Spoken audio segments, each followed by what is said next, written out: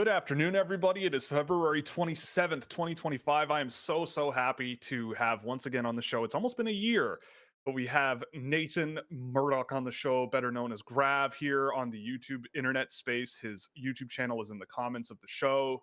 You can go and follow him, subscribe to him there. Great dude. Welcome. How you been? What's going on? How does it feel to be the 11th province of the Canadian Federation? What's going on? Tell me I about yourself. I mean, I feel like at this point I've pulled over it. I've loomed it over, and the U.S. are still the best nation in hockey. Um, this was a fake tournament. Nobody knew about the four nations a month ago. Nobody cared. Now everybody cares. The Olympics are where real hockey is played, where the real men come out to play. Mm. And we are going to see the U.S. win gold in 2026 when it's not a Mickey Mouse tournament. No, actually, I'm hardcore coping, but I was gonna say the sunglasses really maximize the cope. You know, it yeah, they're like lenses to amplify the cope. But I mean, honestly, from a Canadian to American, well played. That was a hell of a game, a hell of a pair of games. Definitely part of the Canada-U.S. hockey lore, I think. mhm. I've been asking people. I'm curious of what your thoughts were going into the tournament, your excitement level coming out the other side. Obviously, not the outcome you wanted, but like, how did that whole thing sort of go for you? What was where was your emotional output during that week or so? Yeah. Well, it was interesting because I feel like for me, the four nations, I was pretty optimistic going in. I feel like a lot more than other people. I especially like the week before, I was kind of thinking about it, and especially for I think it might have been Jeff Merrick who mentioned this. I can't remember, but somebody out there mentioned how this Four Nations was kind of going to seem like a tryout for the Olympics. And the more I thought about, it, the more I just kind of realized I think the players will surprise us for one with the intensity, just because they're going to want to show out for the Canadians. They're going to want to show out to Hockey Canada that they are among the best in the world, especially because we hadn't seen a tournament in so long. I feel like for basically almost every single player on that team besides Doughty or Crosby, they are new to that type of ecosystem, that best on best play and that competition. And I feel like for a lot of those players, it was kind of a wake up call. Like, hope this is kind of the start of the trust I can build to the GMs and everybody there. That hopefully I can get a spot on the Olympics team if I were to play well. And I think we saw immediately with every single team there, almost in like basically the first 5 minutes of that Canada Yeah, Sweden game, it was immediate just how much it was a turnaround from what we were expecting. I was expecting the players to have much better intensity than what people were expecting. I wasn't even expecting this. Like I'm no, gonna be honest, it was at a level where, let's be honest, I don't think if our if our tensions politically were reasonable that it would right. be as good as it was. But because of that, it fueled something extra, and it just became this bigger than life event. Really, it truly lightning the bottle. I don't think that the NHL really like expected this to be anything up to that level, anything close to it. And then honestly, I don't even think they marketed it extremely well. I think it was just because of the zeitgeist and everything. It just kind of Yeah, caught on fire. But I gotta give credit from everybody there because it was a top tier tournament. It was genuinely, I think, honestly, when we look back after next year's Olympics, I think we're going to look back at the Four Nations and be like, that was probably a better tournament just from the yeah, pure intensity and the physicality. Because, I mentioned in a video talking about the Olympics how I think with some of Canada's roster decisions, they might be a little bit less physical than some people were expecting. I see a lot of people being like, oh, we got to bring on Tom Wilson to match the Kachucks. But we also got to realize it's IHF rules and fighting's not going to be right. as prevalent as it was here. So I feel like when we look back at this tournament, we're going to be kind of in awe of just how intense it was, how awesome it was, and damn it, how close that final Dude, game was, man. so close. Like, Oh, ugh, I feel like that's something that doesn't really get talked about as much as it probably should. Like, that overtime could have gone unbelievable. the US way 3 or 4 times. And like Jordan Binnington decided to go, you know what? Like, I'm the best goaltender in I this hate game for that the next dude. 5 minutes. And then the unexpected happens. Uh, and just like that, Canada comes away with the win. But I mean, Canada tends to do that. Just when you think you can count them out, they claw their Mhm. way back in and pull it off. So Well, for you, yeah. So go ahead. I was Yeah. gonna say that I was too young to watch the 2010 Olympics. I like remember it once I became Oh a my hockey God. fan, but I wasn't watching that back then. So the only opportunities I've seen to watch that game was looking back on it behind time and watching it afterwards. And You're making I me didn't have feel the old emotional now, attachment man. to that game. What the hell?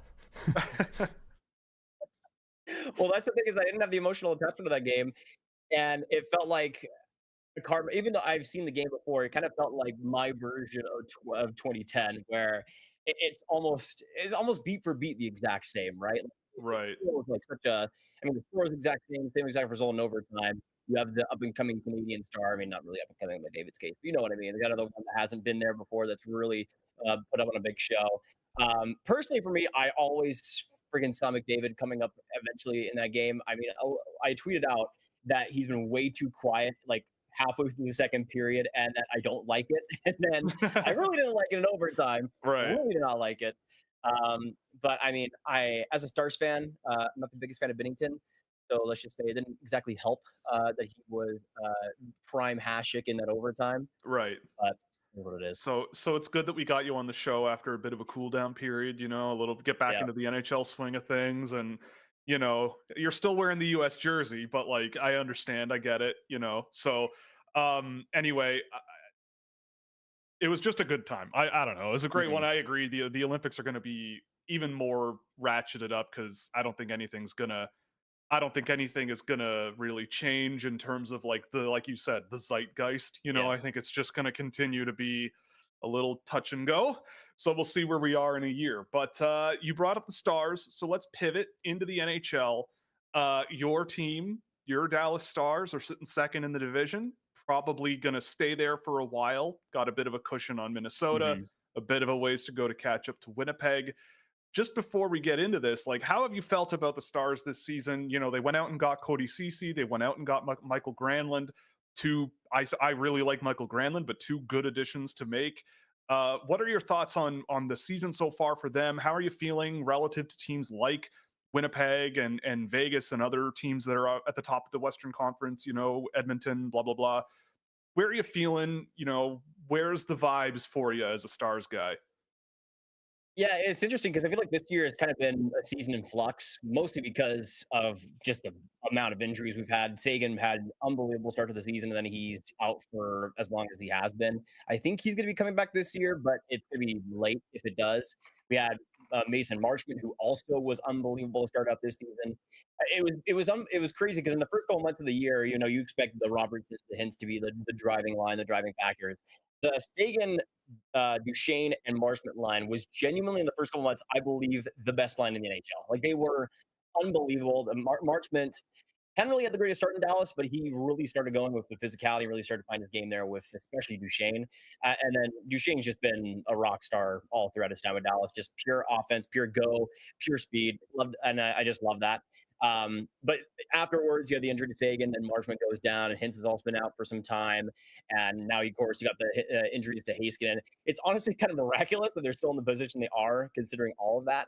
But I think it just shows the depth, and players like Johnston really starting to get going. Robertson really started to get going recently. Maverick Bourque has been a pretty big part of the team the last month. He's really started to break out there. So even though it's kind of been up and down, I would say for Dallas, it's still on track. As long as they are able to get back healthy, I think they're in a pretty good spot.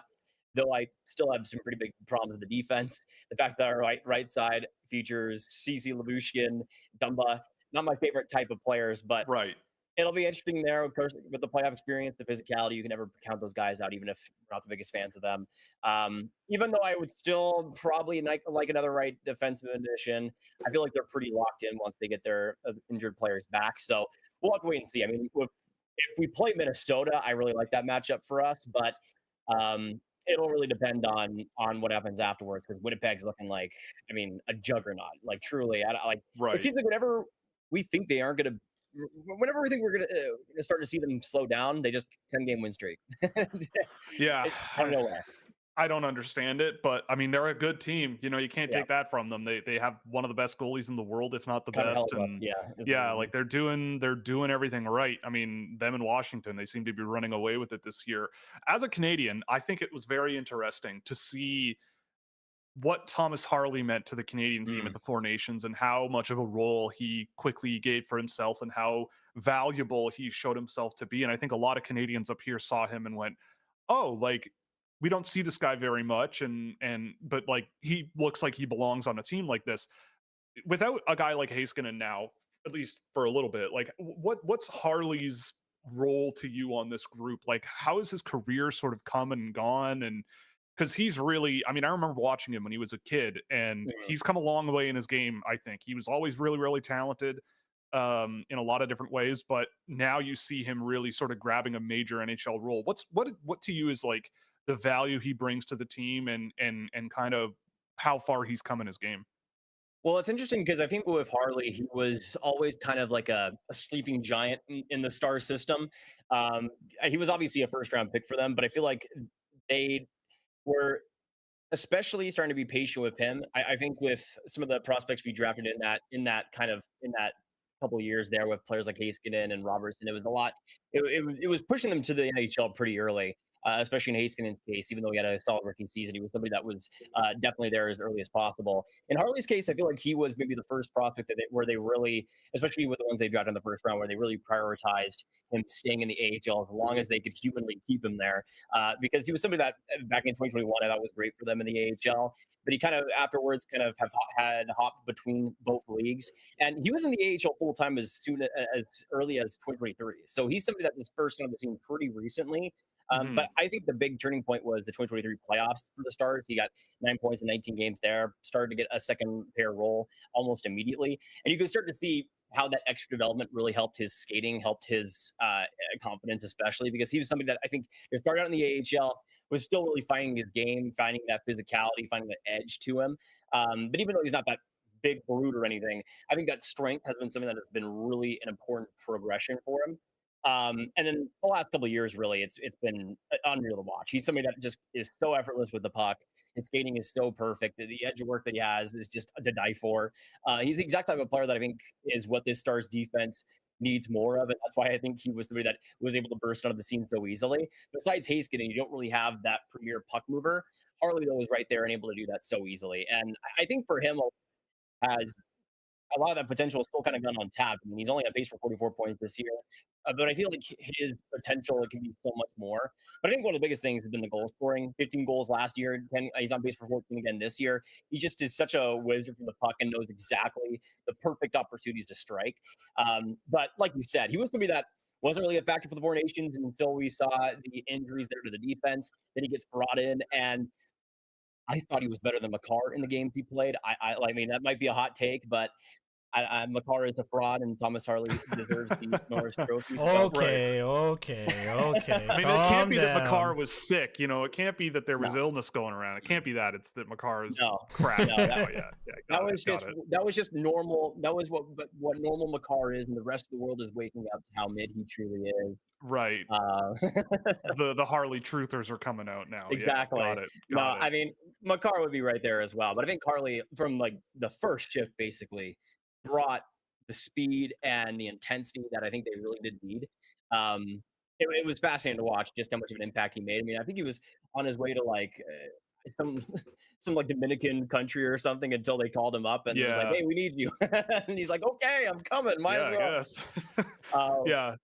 but he was awesome, and I think for him especially, I think he's solidified at least a look for the Olympics next year. I think he's really going to be turning a lot of heads here. hmm Um, one more question about the Stars, and then we can talk a little bit more about the NHL as a whole. But you mentioned two of the young guys that have sort of worked their way into the roster. Two guys that are the show loves very dearly and has done so for a number of years. Mhm. Logan Stankoven and Maverick Bork. They're both guys who might be a little bit on the smaller side. They're both guys who, at least this season, have not shot the lights out. I agree, though. Maverick Bork in the last I guess since January has been Mhm. catching on a little bit and producing a little bit more. But where do you see their games as it pertains to like the future of the team? You know, Wyatt Johnston is a little more established and has a more solid role, but Yeah. Stankoven and Bork, they're now, you know, these smaller-ish guys working their way into the NHL.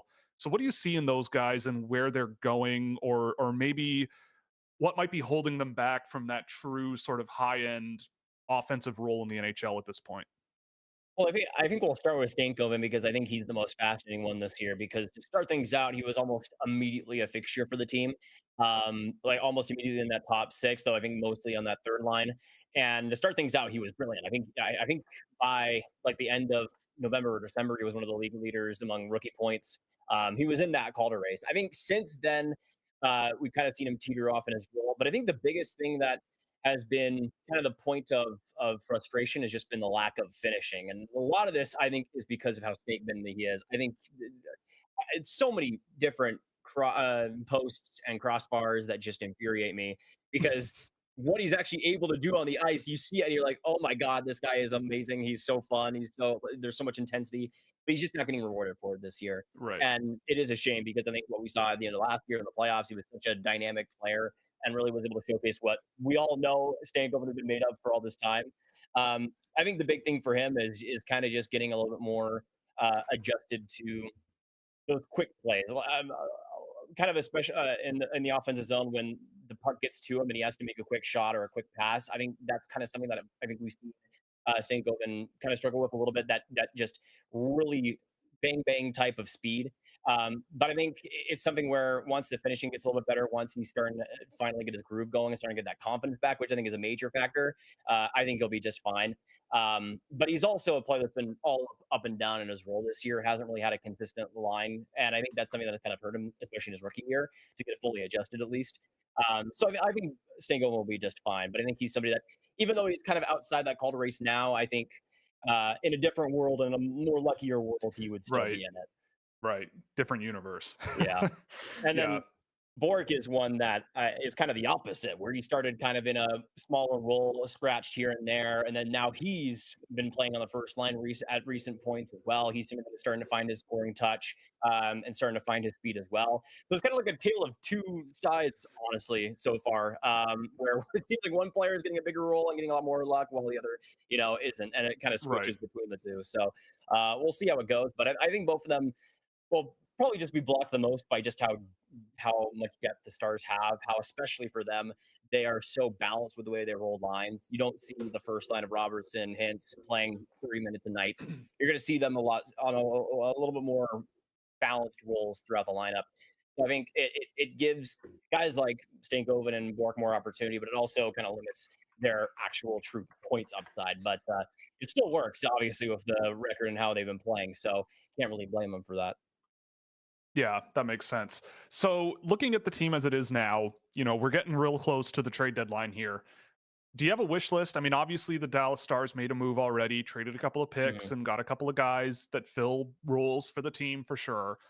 Do you have like a wish list of anything, if anything at all, that you think this team kind of needs? Obviously, there are some guys that are injured, and if they come back for the postseason or whatever, then those would be great ads as well. But where do you sort of come down on sort of what you would do from here or what you're looking for? Because it's an interesting and weird position to be in, but I'm curious of what your thoughts are. Yeah, so I feel like for Dallas, it depends on how they see the McCall Granlund trade because I could easily see them being like, okay, that was our trade deadline deal, and that's pretty much Right. it. But to me, I still think again they need a solidified second pair right shot D. I don't know, nobody's really coming to mind specifically for me right now, but I feel like somebody that I mean, Tanev was perfect for us last year, and then unfortunately we couldn't re-sign him. But somebody like that can really try to shut things down. I feel like the Stars have tried to get Tanev lights all throughout the last year since they let him go. But I feel like that's the only thing that I really pinpoint and be like, that's exactly what I think the team needs solidified. The rest of it, especially in the forward group, I mean, with how much the team can be jumbled up and how injured they are, it's kind of hard to determine what exactly their need could be there. But I think defensively, that's always been my main pain point with the team over the last couple of years. And we'll see if that's able to be remedied. But I think in general they're pretty well set for what they want to do this year, especially against a team like Minnesota. I think they match up well against them, especially in the forward group with the depth they have. So we'll see what happens. But I think even though I'm not the biggest fan of a player like a CC being acquired, I still feel like they have a good chance of going deep if they're able to get back healthy. But that's really the main point. So you're saying you want David Savard. Is that what we're saying here? Is that who? I'm sure Is that Habs who's fans would coming? like if I wanted David Savard. Yeah, is David Savard coming to town? I mean, I'm looking at the sort of few lists that are out there of Yeah. insiders who think there are names out there, and it looks like it's you got Ristolainen and Savard, and now you have Seth Jones asking for a trade. I don't know if that's a thing that's going to Let's load happen. up defense. Savard, Seth Jones, All Cody three of them. Ceci, and Matt Dumba. Yeah, I mean, it's slim. Everybody I mean, needs wash coming to town. everybody wants right-hand shot defensemen, right? Like everybody's looking for those, and Yeah, brother. it's slim pickings. But I mean, Seth fair Jones enough. is somebody that has been linked to us. I wouldn't. If his contract wasn't horrible, I wouldn't hate it. Well, that's the thing. You're He's signing good up on the for power quite a play. lot. Like I think if Jones was making like $6 million, I don't think like anybody would have much of a problem with him. It's Right. just the fact that he's at $9 million is just insane. It's ludicrous. His agent should be getting at least like 75% of that contract for how much he stole. But like I think in terms of a fit, he could have worked quite well on that right side. Give us another shooting element, somebody that can actually be dangerous from the point. But again, it's that $9 million. Even if it's 50% retained, you still have the term, so it's still pretty killer. Yeah. So I don't know. I think in terms of the player fit, it could work pretty well. But Yeah. If I may add to that, though, Yes. the cap's going up a lot. that is true. There's going to be a lot of wiggle room. Jim Miller, like cap's going up, please take him. Yeah. I mean, but are you gonna spend that on Seth Jones? And you got him until the end of the decade. Yeah. Right. Yeah. So I don't know. I honestly don't know. But I mean, of all of those players, he's probably the one I would want out of like all these guys that we've been talking about. But The best of the worst is the I best guess way to put it. Yeah. we'll see where that goes. But on that note, on the trade deadline, I mean, you're also a guy that zooms out, looks at the whole situation with the NHL. What do you think is kind of out there? You know, the names obviously people are talking about, guys like Brock Nelson, and you've got maybe even an Elias Pettersson, but like I don't know, I'm looking here, Trent Fredericks on this list. Yeah. So of the NHL teams, we've got, I'm just looking now, in the East, you have Detroit, Ottawa, Boston, Columbus, and New York, all within 4 points of each other for the last two both wild card spots, I should say. When you look at those teams, based on what you've seen of them, you know, where do you think things come down on them? And do you think any of these teams might actually go out there and put their chips on the table and really look at a guy like a Brock Nelson or something and look for that boost going into the playoffs? Well, I think in that Eastern playoff race, it's all over the place. I mean, you got so many teams that are battling for it right now. And I think it's interesting because I think you have a clear difference between the teams that are just kind of like, okay, we're in this somehow and we're just going to ride this. And the teams that are like, okay, we're in this wild card spot and it's kind of disastrous for our franchise. It's funny that the Rangers are 2 points out of a playoff spot, but it feels like the world is falling in every single aspect for that Yeah. team. And it's interesting because they've now had recent injuries to Fox. Keandre Miller is out as well. And that's kind of changed Ryan Lindgren's potential trade value out there because it seems like he's going to be something that stays with New York now. So I could see the Rangers being like, okay, we've already made a JC Miller trade. We're just going to go out there and go for Quinn Hughes. We're just gonna do it and try to make something happen. No, but I mean, I feel like they're a team that's. I mean, you see it with the JT Miller trade already. They're not afraid to pull the trigger and just make something crazy happen out of nowhere. So I wouldn't be surprised if they were to go for a defensive addition. For me, that is easily even with the even before the JT Miller trade, I'm like, defense, please get Adam Fox, somebody, please, that can play hockey that isn't Ryan Lindgren, who is playing with like one knee and one arm at a time. But they're besties. They've played together forever. I don't care. Send him to Buffalo. You can go visit in Buffalo, New York. Okay. Yeah. If I'm the Rangers, it's just put Ryan Lindgren on the third line. They can chat over the bench or something if they like. But I think Adam Fox genuinely. I think it was brought up by my boy Johnny Lazarus on his podcast on Daily Faceoff. How kind of I think it was also brought up by Jason Amirs as well on there. How Adam Fox has been so brutally beat up because of the lack of help around him. I mean, you see just the fall off in his play, the lack of confidence, and now the injuries that are starting to stack up. I feel like Fox is especially somebody that needs somebody. I will say, I think a lot of people will probably, especially after the Four Nations, be down on him, say that he's soft, Yeah. saying that he's a horrible player. He's one of the best defensemen in the NHL, still top 3 to me, no doubt. But I think he's somebody that if he, for so long now has had to carry his line, carry his pair, carry his entire team on his back. We look at the Rangers, and besides Panarin, who is driving play at 5-on-5? It's Fox, and then Yeah. nobody else really. He's Yeah. really the guy that's driving the bus in so many ways, and I think he's tired. I think he's just tired of doing that so consistently, and I think he needs somebody that can at least play the defensive zone consistently, at least be able to cover for his rushes on a consistent basis. I just think he needs somebody that can just give him a bit of a breather, because he has not had that throughout his entire NHL career. I mean, the Rangers got him, they popped him on the NHL team, no AHL development after college, and was just like, okay, you're our number one, and you're going to be in the biggest market in America, immediately playing 25 minutes a night every single year. Good luck, buddy. And yeah, I did that, and yeah. They've given him different matchups. They've tried Keandre Miller, just hasn't really worked out there. But I think they need somebody that is a little more experienced, that can still skate to a decent level. It's hard, because I feel like the Rangers are kind of in this no man's land where they're still trying to scrape for every point, but they're on this very decrepit roster. A lot of players who are just kind of on the other side looking in, and just I don't know. It's a weird team, but I feel like they kind of have no choice at this point but to go for it. I mean, they basically traded somebody of the young talent already. Capo Gacko, I will never live down how they botched him. Jesus, I hate Tanner Glass is the assistant director of player development, if you wanted to know what's going on with the New York Rangers. But I don't know. I feel like they're a team that the biggest priority is getting Adam Fox a partner, and I think the rest will sort it out after that. But we'll see. Yeah. So it's interesting, because I think I agree with where the Rangers are at and where they're headed. Do you see them sort of, maybe based on the fact that they are a little team that might be a little bit over the hill?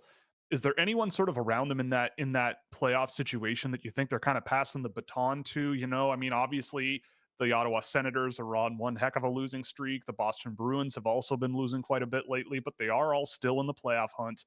Mhm. If the Rangers do continue to trend downward, like let's say they go out and get I don't know, Jamie Alexiak or some other pending free agent from a bad team, but that doesn't really move the needle enough in their direction, and they might be a team that might miss the playoffs, and it might be the start of a different. Well, I mean, you could make the argument that a few years ago they said, "Oh, we're going to rebuild and things are going to change and blah blah blah," but they're right back at the top of the standings really quickly, and now they're kind of on the backslide.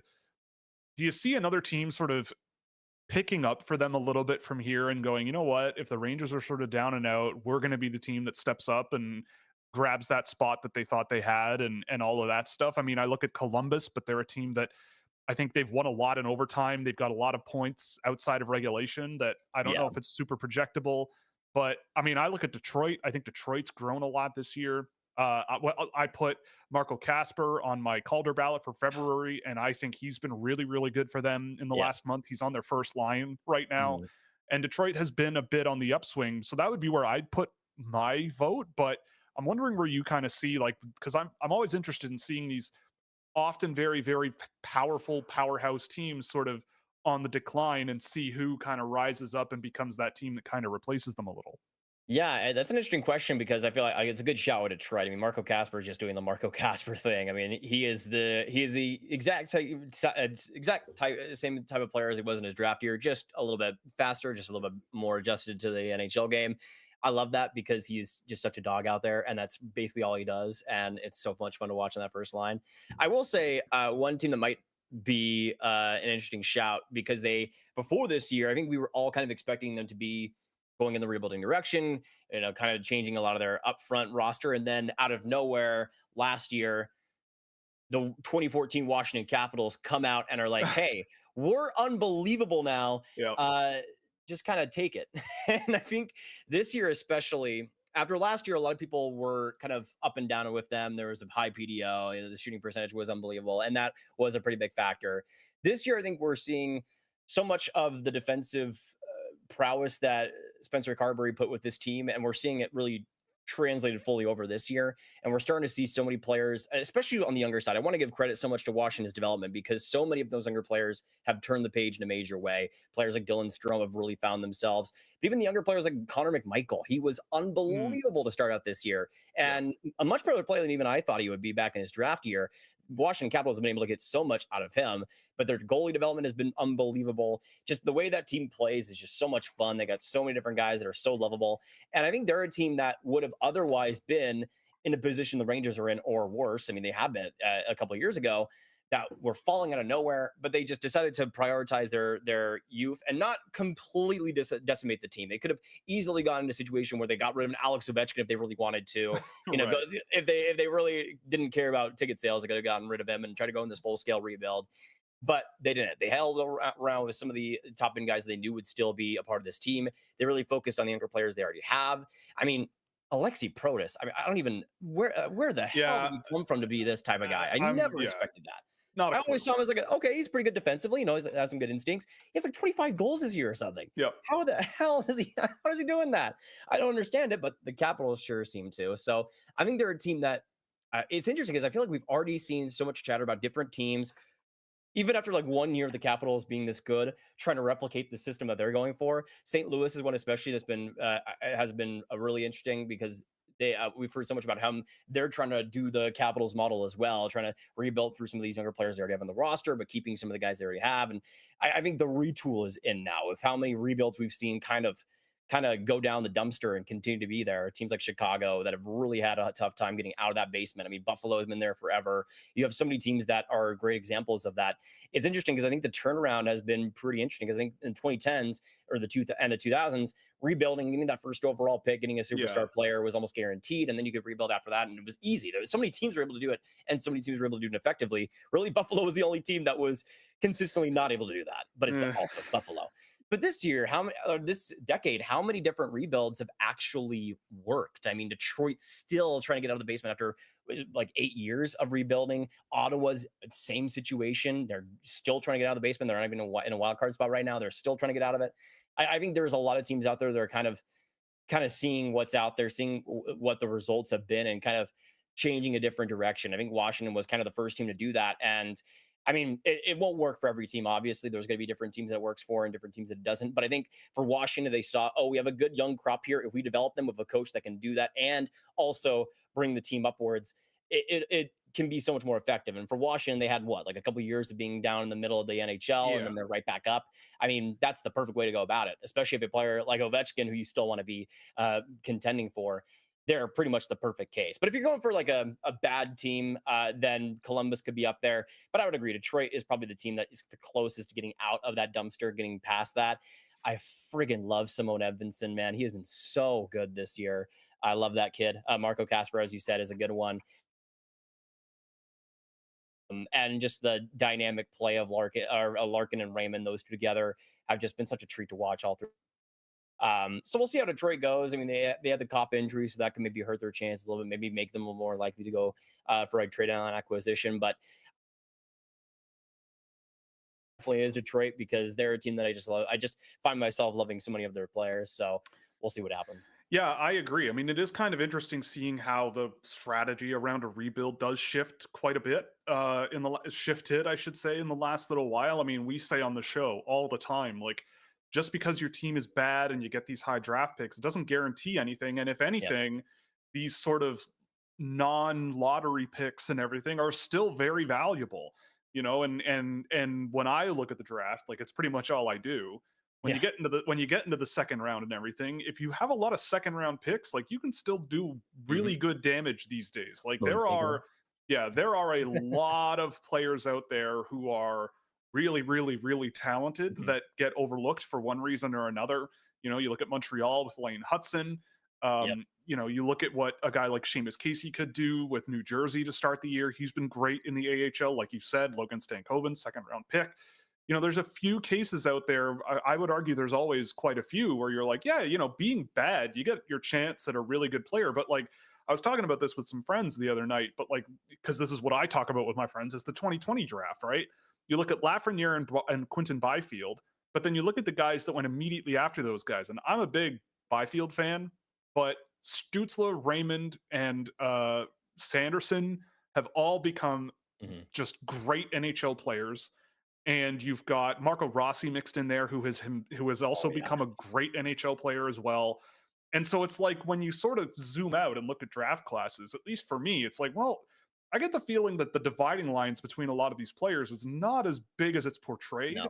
So the idea that like you have to be this basement pursuing team in order to start the way out, it seems like a bit antiquated to me. So yeah.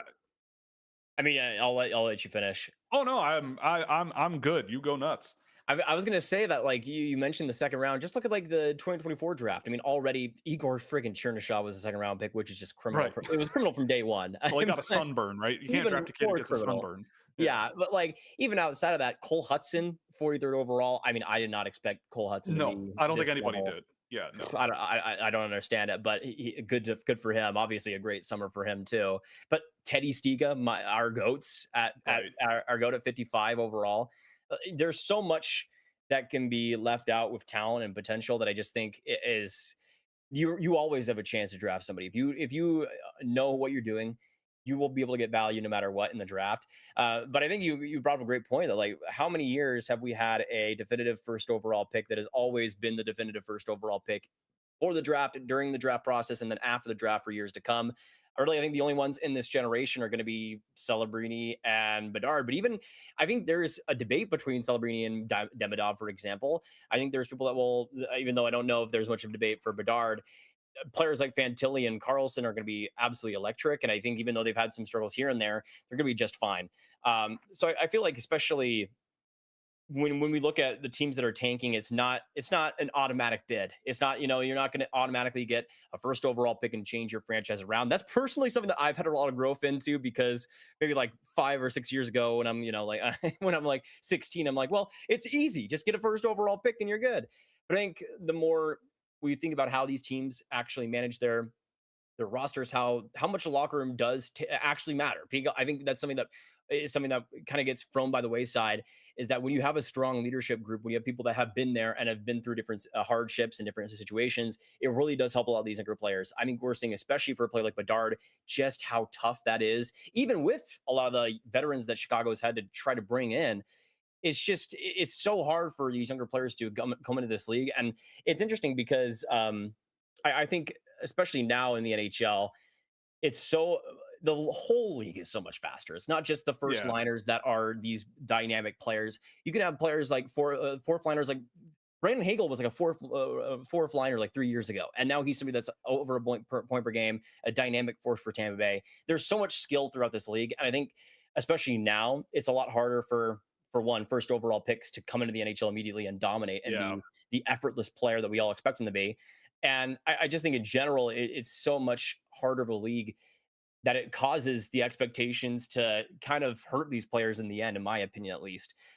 So like you said, it is interesting how these rebuilds are starting to work, how we're starting to see things change in the NHL. But I think it's an interesting process, because I think if you're a team, you'll always rather be in a retool so that you can be in that position for a lot less time and hopefully be back in a contending position to sell tickets and get a lot more revenue that way. So I think it is better for the NHL that retools are the way to go, because for one, I think that just incentivizes developing your prospects outside of just top 10 guys. And I think it also just kind of reinforces the need to constantly be evolving, constantly be getting better, and not just bottoming out for 5 years and automatically waiting for something to happen. Yeah, I mean, someone mentioned it in the comments too, that it's sort of about when you're rebuilding like that, when you completely shred it down to the stumps, you kind of are forcing yourself to either play those young players really quickly, or you're playing them, but you don't have the ability to sort of attract the level of talent to surround them with, like, look at Chicago, right? They brought in a Taylor Hall, they brought in a Tyler Bertuzzi, they brought in like a Ryan Donato, but like, those guys aren't really going to move. Like, they're paying them a lot of money to sort of insulate and surround Connor Bedard with. But in this day and age, like you said, the NHL is just not, even 7 years ago, it's not what it was. Like, it's just way crazier. Like, I think you watch, to bring it back to the Four Nations, those are the best of the best of the best.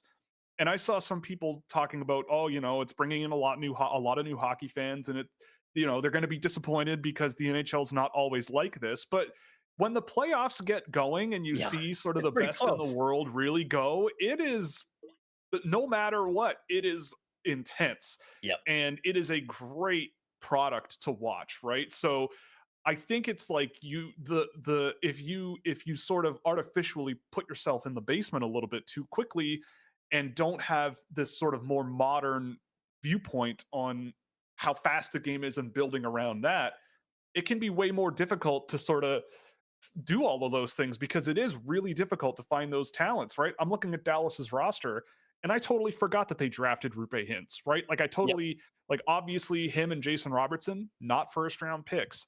Logan Stankoven, not a first round pick. Maverick Bourque, barely a first round pick.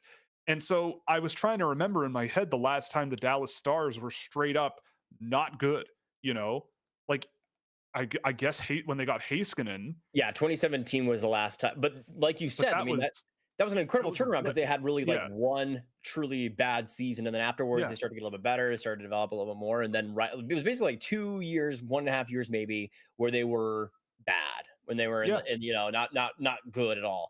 And like you said, I mean, I think that before even the Capitals, maybe the Capitals were starting to go for the Stars model, because it was such a quick turnaround, because they already had developed pieces there with players like Sagan and Ben and some of the other ancillary pieces they had, but they didn't really shy away from really prioritizing the drafts, but also not putting all their eggs into one basket, and making sure that the development was clean alongside every player. It's fascinating, because I go back to Ottinger specifically. I don't understand how that guy was a late first rounder. He was in the NCAA in his draft year and had like a 926 save percentage for BU. A lot of this comes down to luck and the players that drop to you. I think the Stars, but that's the thing. You just do the best with what you have. And I think the Stars in that 2017 draft especially were the best at, hey, we're not going to ask any questions about how we got these guys at these spots. We're just going to take them and just let the other teams have everybody else. Yeah. Okay, so I do want to bring it back to the Dallas Stars and the NHL and everything. I'm curious of your thoughts, because you mentioned it earlier, but it seems likely that Dallas is going to finish probably second in the division. They got a 4-point cushion on Minnesota. So your opponent is almost certainly going to be either Minnesota or Colorado. If you had to pick one, who are you stacking the Stars up against, and why? Why are you asking him this? It's such an obvious answer, man. You don't go up against Colorado. I don't know. Why what not? Do you mean? The car's mid. We could easily. Yeah, why not? I don't know. I'm curious. Sorry for asking questions to a Dallas Stars guy. It's a good question, because I feel like the Avs are all over the place. But if this was pre-Mackenzie Blackwood trade, easily Colorado, in my opinion. Easily, without a doubt. Blackwood has really been not a revelation for Colorado, because if you have actually watched San Jose, he was like the only player they're trying to scrape that team to anything for so long. 60 shots a night, every other night. Ridiculous. Now he's actually on a team that I think this is like the first team ever really that Blackwood's been on where he's actually the starter and he's actually on a contender. And I think he's just kind of like, oh, wow, I actually have a break nowadays. But I would say I would give it to Minnesota. I would give the edge in terms of my preference to Minnesota. But I feel like Colorado is just one of those teams that since their cup win, the depth has been a consistent issue for them, and they've never really been able to scrape themselves out of it. And that's, to me, is the biggest thing that takes me, it makes it more interesting. I think I'd still go Minnesota. Both teams can have a little bit of a depth issue, especially down the lineup in the bottom six. But I feel like for the Avs, it's hard to really want to play Nathan MacKinnon. So I feel like I'm still going to go Minnesota. Yeah, I mean, they've been about the same standings-wise since January 1st, but you're right. I mean, adding Mackenzie Blackwood, in terms of goals against per game since January 1st, they are, I believe, half a goal per game higher than Minnesota half a goal per game lower than Minnesota since January 1st, which is pretty wild. So, yeah, I mean, I think I would kind of agree with you on that as well, but I mean, Colorado's depth. I mean, depth is often what kind of gets you through the playoffs, grinds you through the playoffs. But I don't know. It's gonna. I don't know. It's gonna be. I'm slowly getting super excited for the playoffs, because there's a lot of good teams out there. Like, I don't know who I would anoint as like these guys are the Stanley Cup favorites. Like AJ, you probably would agree. but like looking Yeah. around the NHL, right? Even Winnipeg and Washington, who are kind of running away with it. I I feel like don't know both if of I those buy teams. it. I don't know if I Yeah, buy it long Winnipeg term in the playoffs, especially. right? Well, I'll see after the first round. Yeah. Connor So it's like, Sellebuck in the first round always, baby. right. So, and again, yeah, like it oftentimes comes down to goaltending. So, are you going to trust a guy like Logan Thompson in the playoffs, and how far is he going to take the team? Connor Hellebuck, we've seen what Jake Ottinger can do in the playoffs. I don't know. I feel like it's going to be a crazier year than we expect. Do you have a team that you might sort of that isn't Dallas? Let's be reasonable. Is there a team that isn't Dallas that you're kind of going, I want to see that team go deep. I want to see so and so and such a thing happen just for my own sake. Yeah, well, if we're going by like realistic versus like what I would want, Sure. I mean, personally for me, Ovi getting another cup would be, I would be through the roof of that. That would be what I would want to see.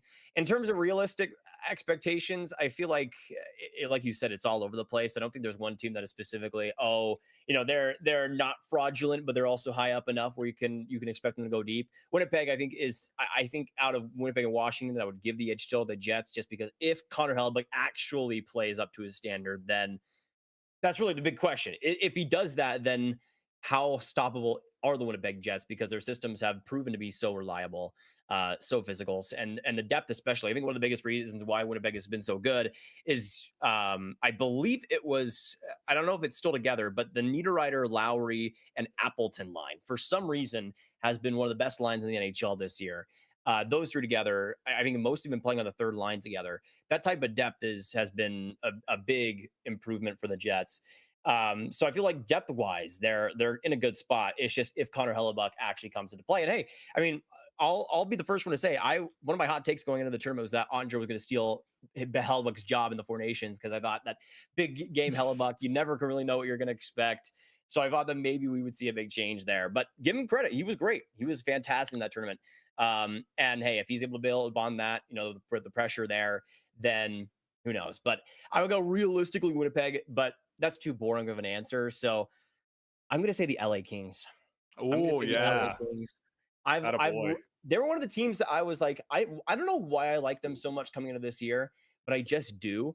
And I think one of the biggest reasons was that their home record last year, once they brought in Hiller, was unbelievable. I think this season, since they've hired Hiller last year, they're like 36-2 at home, something ridiculous. Now, the big thing will be home ice advantage. Right now, they're 2 points behind Edmonton with 2 games at hand. If the Kings have home ice advantage in that series, I think they win it. Even though it is the Oilers and that's been their boogeyman, I think this is the Kings' year to do something a little bit different. I'm a big Quinton Byfield guy. Anze Kopitar has still been fantastic. We'll see what happens, but that's my kind of out there pick that I want to see go far, because they're a team that I don't think gets enough credit this year. I agree. I want them to be a thing. Boy, I don't know. I really want them to be a thing. I love watching them play. I mean, if Edmonton does what I think they should do and go out and get John Gibson and somehow manage to add that guy to the roster, I think that makes things a little more complicated. But I mean, I love the Kings. Like I wish the world for the LA Kings, not just because they're one of these teams that did do the whole rip it down to the stumps and sort of rebuild around a guy like Kopitar and Kempe and everything, but I don't know. The way that they play, there's something about it that I just go, yep, that's my kind of jam. And yeah, I'm a big Byfield guy. Brant Clark has been a lot of fun to watch this season as well. So they should play him more though. They should, but such is life. Yeah. The bar is always higher for guys like him, I guess. But yeah. So all right, I'm gonna turn it over to you for the last few minutes of the show before we let you go. So you have me on my own show, but you have me. Do you have anything you want to ask me that's been on your mind, or anything that's been sort of burning that you can regurgitate on your YouTube channel or something? Like, I'm wondering if you have anything now that you're here or in the last few minutes. What do you got? This is a tough one, because I feel like I am on an island with this player. And it is tough, because I can see the reasons why people would be lower on him. But let's just kind of have a chat about Logan Hensler here, Will, Okay. because I think we need to have a chat here. Um, I'll lay my case, and we can do this here. So Logan Hensler, coming into the year, was my best defenseman in this draft. Right now he's kind of around more the 10 to 15 range, which I think is pretty reasonable, all things considered. Um, I'm seeing a lot of I've seen a lot more pessimism against him this year, and one of the things that I wanted to do here, since I moved to Madison this fall, I've gone Mm. to every home Badgers game. I've watched every away game because I'm like, okay, I want to be like the Logan Hensler guy. I want to make sure that I see everything I possibly can Right. about this dude. And when you say that you don't really have an idea about him, I completely understand. Okay, I completely understand where you're coming from there, because he is somebody that I think has kind of been whipped up in this Wisconsin program that is all over the place. I mean, they're such a fascinating team, man, because last year they brought in Mike Hastings, new coach, new system, and it worked out well. This year we've seen a lot after last year there were so many different players that end up transferring, like Charlie Stramel going to Michigan State, Cruz Lucius, who I love, now in Arizona State, balling with Colin Potter. Those two are awesome. Oh yeah. Oh man, love those guys. But they had like basically half of their top end players leave the roster, and they weren't really able to recoup a lot of that. They tried a little bit. This year has been rough. It's been one of the worst seasons over the last decade for them. I think they're seventh in the Big Ten out of eight. Just not a good spot whatsoever. And I think Logan Hensler has kind of been a victim of that throughout all of this year. The defense has just been a massive problem. Everybody, I feel like, that was here last year is kind of underwhelmed in their own special ways. To start things out, he played with Daniel Lotch, big boy, 6'5", Penguins draft pick. I don't like him very much. I think he's somebody that Right. is just throwing grenades with the puck whenever he gets it. And for a player like Hensler, I think he works best with a puck mover, somebody that can really rush up the ice, and let Hensler play more of a secondary role. The best results that have happened for me was when he's played with Ben Dexheimer, who's more of an offensive defenseman, their number one power play guy. But for some reason, the team just never wants to play those two together. I don't know if it's because they want to separate the two players or not, but they never really seem to play them together. And I really don't understand why, because they've been fantastic. And I feel like that's the perfect fit for Hensler.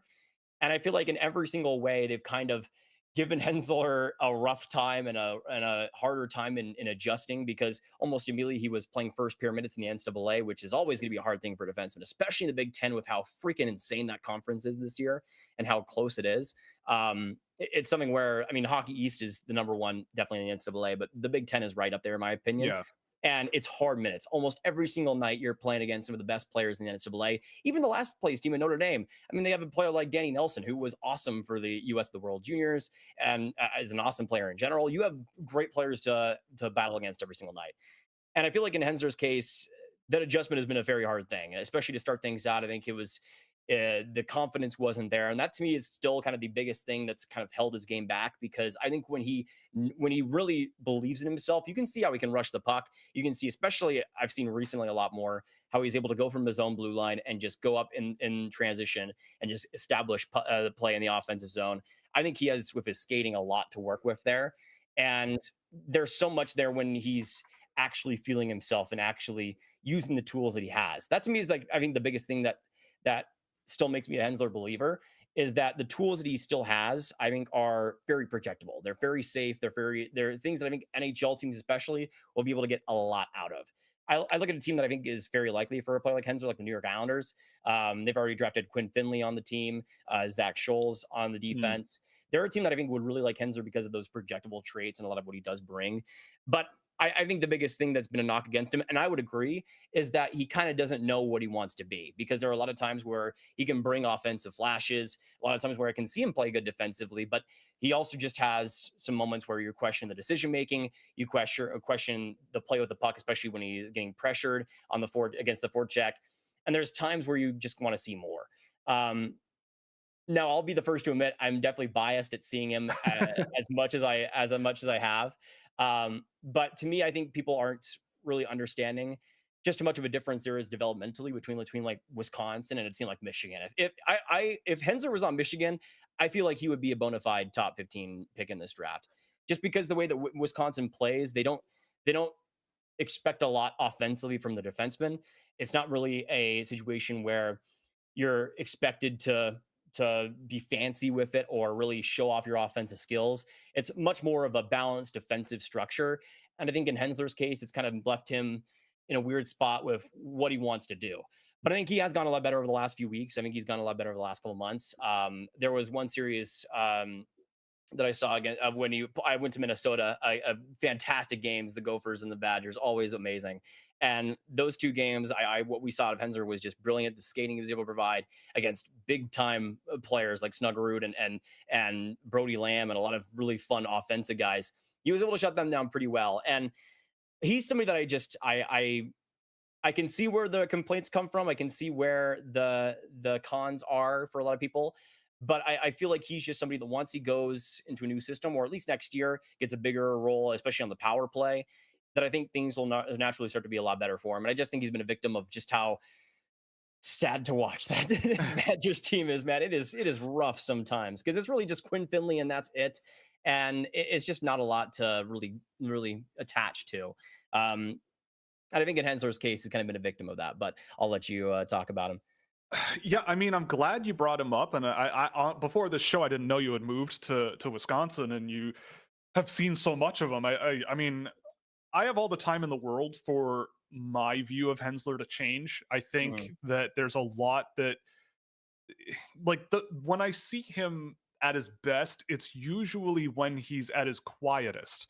Like, Yeah. it's kind of weird because he's capable of those puck rushes and all of those all that stuff. But again, I agree with you largely on Wisconsin. I've watched them for a long time and they're baffling.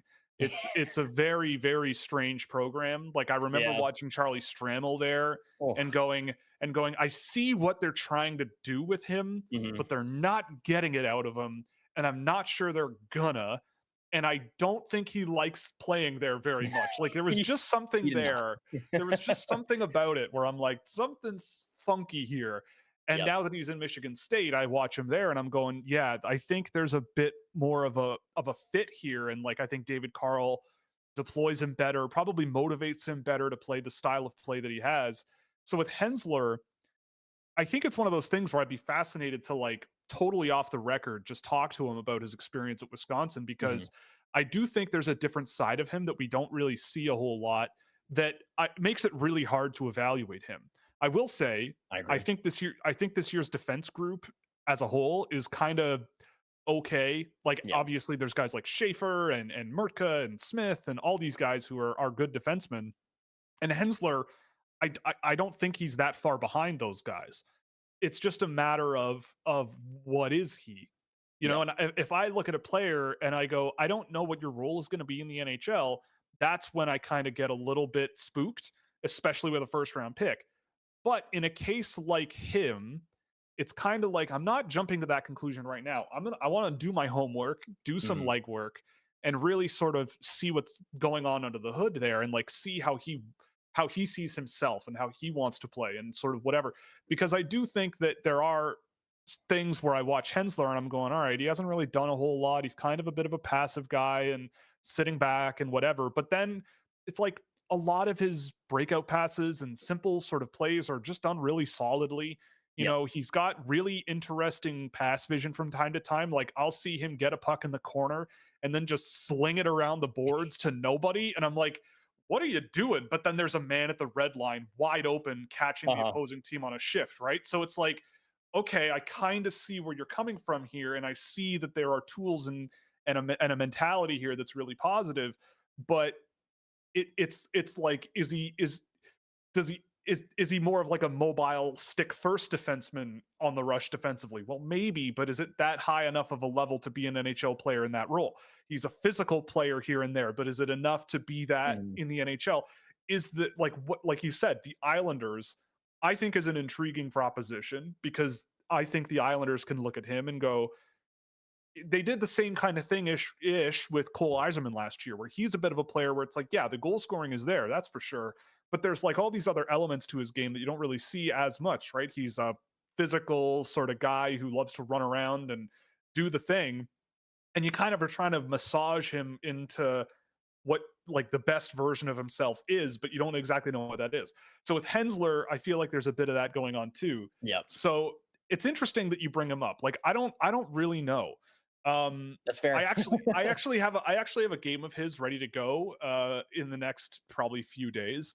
So I'll take another look at him. I need to do a swing through the NCAA, but he is a guy where I think early in the year, I will say this, early in the year when I watched him, I went, what has happened to this guy? Like, Yeah. I just don't remember this player from last year at all, from the U18s and from his time with the NTDP last year. I just remember seeing a much more confident, swagger type player who carries the puck well and moves the puck well, and just didn't seem to have that in his game at all. And it felt like he was kind of figuring out what his job or role was going to be with Wisconsin. And then the next game I saw, I went, okay, seems a little more stable. Maybe he's playing it a little bit safe, but he's, just trying to play solid hockey. Yep. And then the last game I did, I kind of saw a little bit more of that confidence come out where I'm going, okay, I see you slinging the puck around the ice. I see you sort of being, a bit more of a execution focused guy rather than like a reactive, I'm not, I got to figure out how to deal with these forecheckers. I got to figure this out. It's more like before you touch the puck, he knows what he's kind of doing. Yeah. And I think that those are positive steps. So we'll see what happens. I think he's going to be an interesting one to watch for the rest of the year. He's a player that I think won't get drafted too late. Like I think an NHL team, especially in this year's class, pretty quickly will go, yeah, we want a defenseman.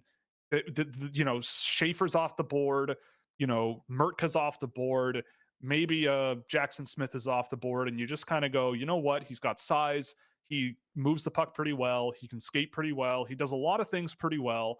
Maybe we get a second, third pair guy who can maybe chip in on special teams somewhere, right? Like maybe. And I think that that's a reasonable case to make, whereas there might be other players I look at and I go, I could see this guy maybe not making the NHL one day, but if he does, it's going to be a very, very important player on your team. I don't know if I can say that for Hensler, but it's almost backwards. Like it's almost the other way around. So if you value that, I think you value that. But if not, it's just weird. So he is one that I'm going to be taking a look at in the next little while, but I'm glad that you brought him up because he is a really interesting case study that, if someone has him at 10, sure, I get it. I don't know if I would do it, but I get it.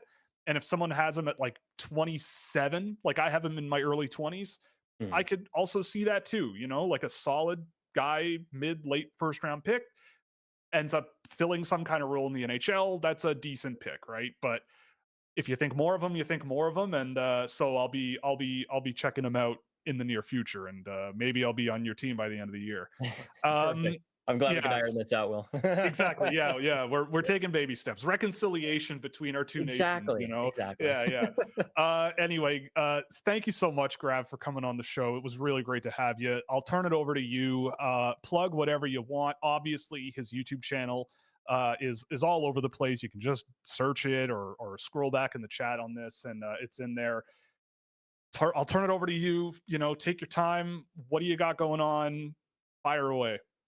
Yeah, so if you want to follow me, you can do that on Twitter. I'll never call it X, by the way. It's never X. It'll be Twitter only.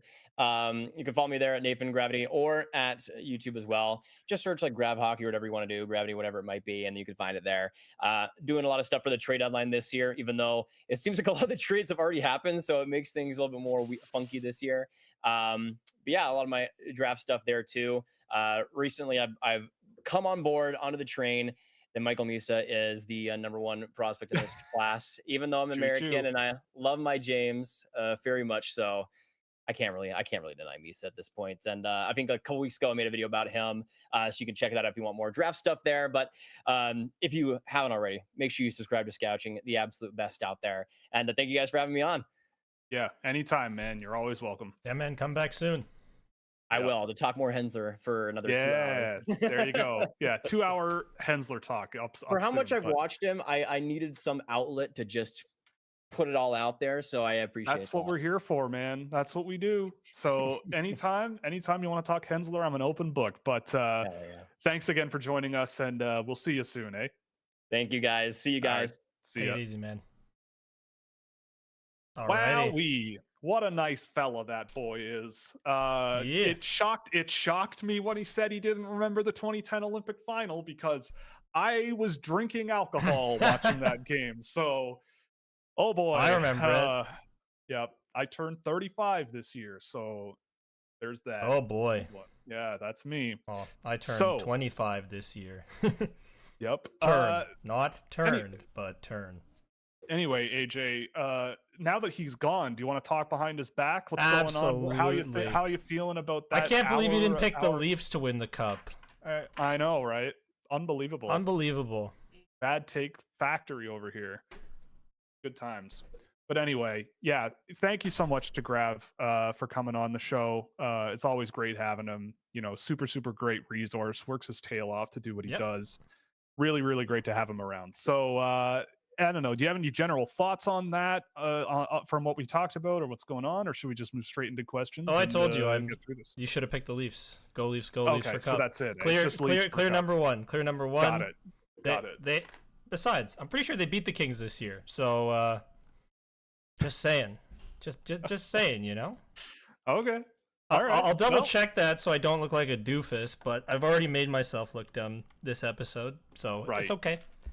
But Yeah. let me look. Speaking of which, do we want to mention the shows next week about what's going on there, or are we holding off on that? Yeah, we can do that. Because Mr. AJ here, our producer, our illustrious producer, got himself a job, a real job. Yeah, a real job that isn't commission. Yeah. So I mean, obviously, you don't have to give details about anything, I don't but care. you will be unavailable for any of the a stream bit. times next week just because of how this materialized. Will's gonna run the streams. I unfortunately just won't be me. able to destroy him in AoE 2 like I wanted to. I'm very sad about that, but unfortunately, money is money's a More good important. money's a good motivator. Yeah, money is a good motivator. But I'm not It really going is. anywhere. It's just I'm not available for next week. Right. So Right. Will's gonna have to run the trade deadline stream alone. Unfortunately, he's gonna be a sad boy, all by his lonesome. Yeah, I'll try to have people drop in and accompany. You can have me because Jordan. I don't know. You can have Jordan come on the show while I'm not around. That's true. I don't know if I Secretly, can do. I love like, Jordan. I just like keeping up the charade that I don't. Yeah, exactly. We all love Jordan, but I will reach out to the Puck Preps boys and see if they can hop on next week, see what's possible. I know Joel Henderson actually is going to be around here, so maybe we can sneak him in somewhere. And see what we can do. But I'll talk to him. We'll talk. I'm seeing him tomorrow night, so we're going to be going to the Kitchener Rangers game, I believe. So it'll be a good time. Oh, do you have an updated because you were doing like media room power rankings or whatever it was, or conference room power rankings? Oh yeah. Do you have an update on any of those or no? I haven't been able to get out recently. There have been a couple of arenas where I couldn't find it. Oh man. Yeah, or at least like I went to Niagara, and every time I go to Niagara, it's I get stuck in traffic to the point where I literally there's no point in going to the media room. It's just like it's just the game started when I show up. Same thing with Guelph. Whenever I go there, like no matter when I leave or whatever, it just seems to be I miss it and I just go to the crowd anyway and just watch the games. But I also haven't been able to get myself to a game in the last little while just because of life getting in the way and everything. And but snow probably. A lot of snow. Well, that too. Yeah, a lot of snow up here. But now you don't have that excuse. It's above freezing these days. Like, let's see, it's 4 degrees out today, and it sounds like it's raining outside, but that's just all the gutters draining water from the roof. I went and got my hair cut yesterday, and they had a bucket out catching water falling through the roof of the building. Oh, that's not fun. And I didn't notice until I stood up and left the barber shop, but the bucket was like this wide and like half full. Like it it had been I was surprised that they weren't a little bit more concerned about it, because like there was like about a foot of water sitting in this bucket, and I'm like, maybe you should have someone take a look at what's going on up there and maybe fix the problem instead it's not my shop, and the roof didn't cave in while I was there. And you still paid your fee to be there, so I did. They don't care. I paid my bill. Yeah, I paid my bill, walked out, and drove home. Speaking about on the note of driving, before we get into questions, if you live in Ontario, today is voting day. I know it's annoying for me to keep saying it, but I'm a big believer in voting. I do it anytime I can, even when I don't want to. So it took me, I think, it took me 5 minutes to drive to my polling place and maybe 5 minutes to vote, like door in, walk out. There was nobody there. So I don't know what that means for what the results will look like, but it doesn't matter who you vote for. Just, it's the one time you get to go, I'm going to change the way things work somehow ish. So, but anyway, would you like to get into the chat questions? Yes, let's do that. Let's do that. Honestly, I forgot today is voting day. Yeah. Well, I think you get until 7 today, I think. Is it 7 o'clock? The polls close, I think. Either way, why don't we open the chat? Yeah, let's get into questions. Now. Because not everybody here lives in Ontario or cares. Okay, what are your thoughts about how Ryan Leonard's production and overall game will translate when he makes the jump to the NHL this April? Well, I think Leonard is going to project just fine. I think he definitely has the intensity level, the physicality, the pace in his game where I think he's going to be an NHL player. Is he going to be like a top 6 guy who, is that sort of Brady Tkachuk style physical guy up front? I'm not so sure about that, but I do think he's going to be a very useful and dependable guy that you want on your team. I think he's going to be annoying to play against for both psychological and physical reasons. So I think he's going to be a fine NHL player. You can't really argue with the shot quality he has. He can be a weapon on the power play, I think, for Washington. Maybe not right away, but in due time, I think.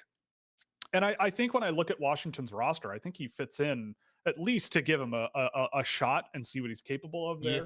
So yeah, I think he'll fit in just fine, and he'll be an NHL player of some kind. I'm not sitting here saying he's elite, but definitely has enough in the tank to work really well out there. I don't know why, but the word bulldog just like comes to mind for him. I just love his energy.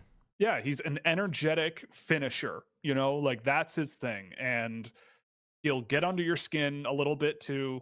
He's got a bit of that energy to him, So if he's roommates with Tom Wilson or something for a bit this summer or something, I would believe it. I would totally get it. And sounds have like a the little right bit idea, of that. honestly. Yeah, right. Could you post these streams on podcast catchers quicker? Yes, I'm sorry about that. It's been a goal of mine. The problem and the delay is that YouTube, it needs to finish processing how long these shows are, because we download them, or I download them from YouTube to then package them as a podcast. And that takes a long time. So, and this is, I'm not making an excuse, but usually it takes like 20 hours or 24 hours. And by that time, it's like the end of the next day. So then I'm just sort of going, I just completely forget about it. And then it'll come up. So I will do better to try to do that quicker and get them up at least in the mornings as fast as I can, because I do want to do that more often. And there are people who listen to the podcast, and that's not the first time someone said that. So I will do that. And I'll do better to put more short form content out, because we're working on it. Yeah. Well, I mean, now you have a job, so there's an excuse. No. Honestly, I feel like having something else like that is actually going to be better, because the busier I find myself to be, the easier it is to do things. ADHD. That's the ADHD speaking there. Yes. Yeah. It's painful. Yeah, just be occupied. It's painful. Thoughts on Survivor 48 episode 1? I didn't watch it. I didn't watch it yet. Okay, I'll give general thoughts. I saw it. I think I thought it was good. It's okay. Oftentimes with Survivor, the first episode, you kind of go, ugh. This is, but then the characters kind of grow on you, and it kind of, catches on and everything. But there was definitely stuff in that episode where I'm like, you find players that you want to cheer for real fast, and they did a really good job, I think, of establishing a lot of them. Some of the storylines are really cool already. You can tell it's not this like problem they had a few seasons ago of like everybody's all lovey-dovey and like everything's all like, oh, we love each other. The kumbaya circles. Yeah, the kumbaya circles. Like it's not quite that anymore, but it's not all antagonistic, but there's like a nice mix of all of the above. And I think that there's going to be some good storylines in this season, which after the first episode, in my experience watching it, you don't really get that every time. So I'm cautiously optimistic. I will say my partner and I are also working our way through the third season of The Traitors, which is an awesome show if you've never seen it before.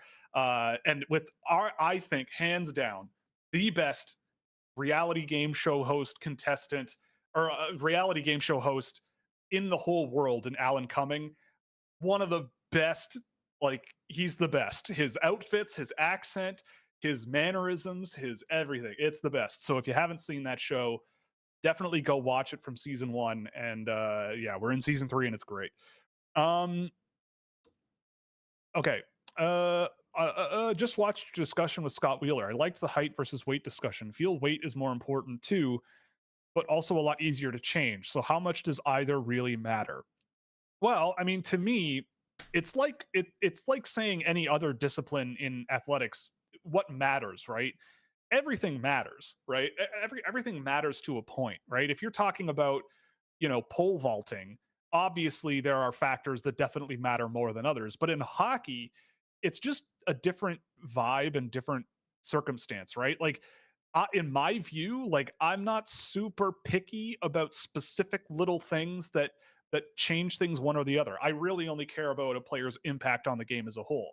If you weigh 150 pounds, but you can really play and you can move the needle in the right direction and do all the positive things that result in offense, then you can play on my team. I'm not going to judge you. If you're 240 pounds and you can make results happen somehow, whether it's in a physical role or you're a more skilled big boy or something like that, I don't care. You can play on, like, a Matthew Nyes, right? He's a big, hefty, skilled boy, and he can play on my team. So it's a matter of, like, how everything comes together for me more than anything. I set aside the concerns about size a lot because, I mean, for one, wearing my nerd hat, again, the kinetic energy equation, speed matters way more than mass. That's just a fact of physics, right? But also, it's like, I just feel like if you, especially after having watched a smaller player today in Leo Sundqvist, who's playing in the SHL right now, which is the top division in Sweden. And he's 5'10", I think, or 5'11", like, not the biggest guy in the world, but the speed, and it's another reason why I like a guy like Michael Sverchek. They're both teammates. The speed and the intensity with which they play the game at that level is more than enough to convince me that, like, they're guys I kind of would want to bet on, because they showcase that, and you can sort of tell that they're willing to try to overcome those issues, and they have the skill and the finishing ability and the vision from time to time. Obviously at the SHL it's a little trickier, but they have that ability to also provide offense for you. So to me, that matters. If they were 6'5", 230 pounds and playing like that, sure, that would be more ideal, I guess. But at the end of the day, if it all comes out in the wash, it all comes out in the wash. So it's not that neither of them matter. It's just a matter of, like, how they integrate with everything else in how a player plays the game, really. It's like you can have deficiencies, but there are certain things that you can make up for. Yeah. Everybody has deficiencies of some kind, right? Except you. Everybody is deficient. What are you talking about? Everybody's deficient somewhere, except AJ, who's the most perfect sculpted human in existence, Well, ADHD is a problem, but it's also an advantage sometimes, because I can lock in and be hyper focused on something for 8 hours straight. It's a trade-off. But also, it can be horrible, because then I'm locked in 8 hours straight on a video game instead of putting out the work for Scouching. So sorry, guys. It's okay. It's okay. We'll make it. Okay. I don't do that often, though. I promise. Yeah, no. I see it, though, because I'm Steam friends with you, and I see the icon pop up. The little guy with the headdress. The little Mayan plumed archer from AoE 2. Yeah, exactly. The Mayan archer. Yeah, that's it. Thoughts on Leonid Levchenko? Now there's a name. I've watched a game of shifts of his. He looked fast, skilled, and raw. Needs a lot of refining. Yeah, so I saw him in the preseason and noted him to keep an eye on over the course of the season. I agree. I think he's a sneaky, interesting player out of Russia. The Eastern sort of division in Russia, I am always way more skeptical of. And I feel like Levchenko plays the style of play where it's like, you better be really, really gosh darn good to make it work. And I've seen a lot of guys like him come through Omsk over the years, guys like the Malov brothers. I'm trying to think of other guys too. Who's the guy that wore 69? The little guy. He was another little guy. That's all he's notable for, wearing 69. He was super skilled. Oh man, I'm gonna find it in 2 seconds. Don't worry, it won't take very long. But I mean, so he's a guy where it's like, yeah, I'll keep my eyes peeled for him. But I'm not sure he's like a guy I would draft. Okay, Omsk Yastreby from last year. So you've got the Malov brothers and Dmitry Vlasenko. That's the one. Dmitry Vlasenko, 5'9", wore number 69, and was a good player. And I'm pretty sure he's having a decent season in the VHL this year too, which is nice. But in terms of like an NHL pick, I'm not sure I'd go there. Doesn't mean he can't be, but good player though. Fun player to watch.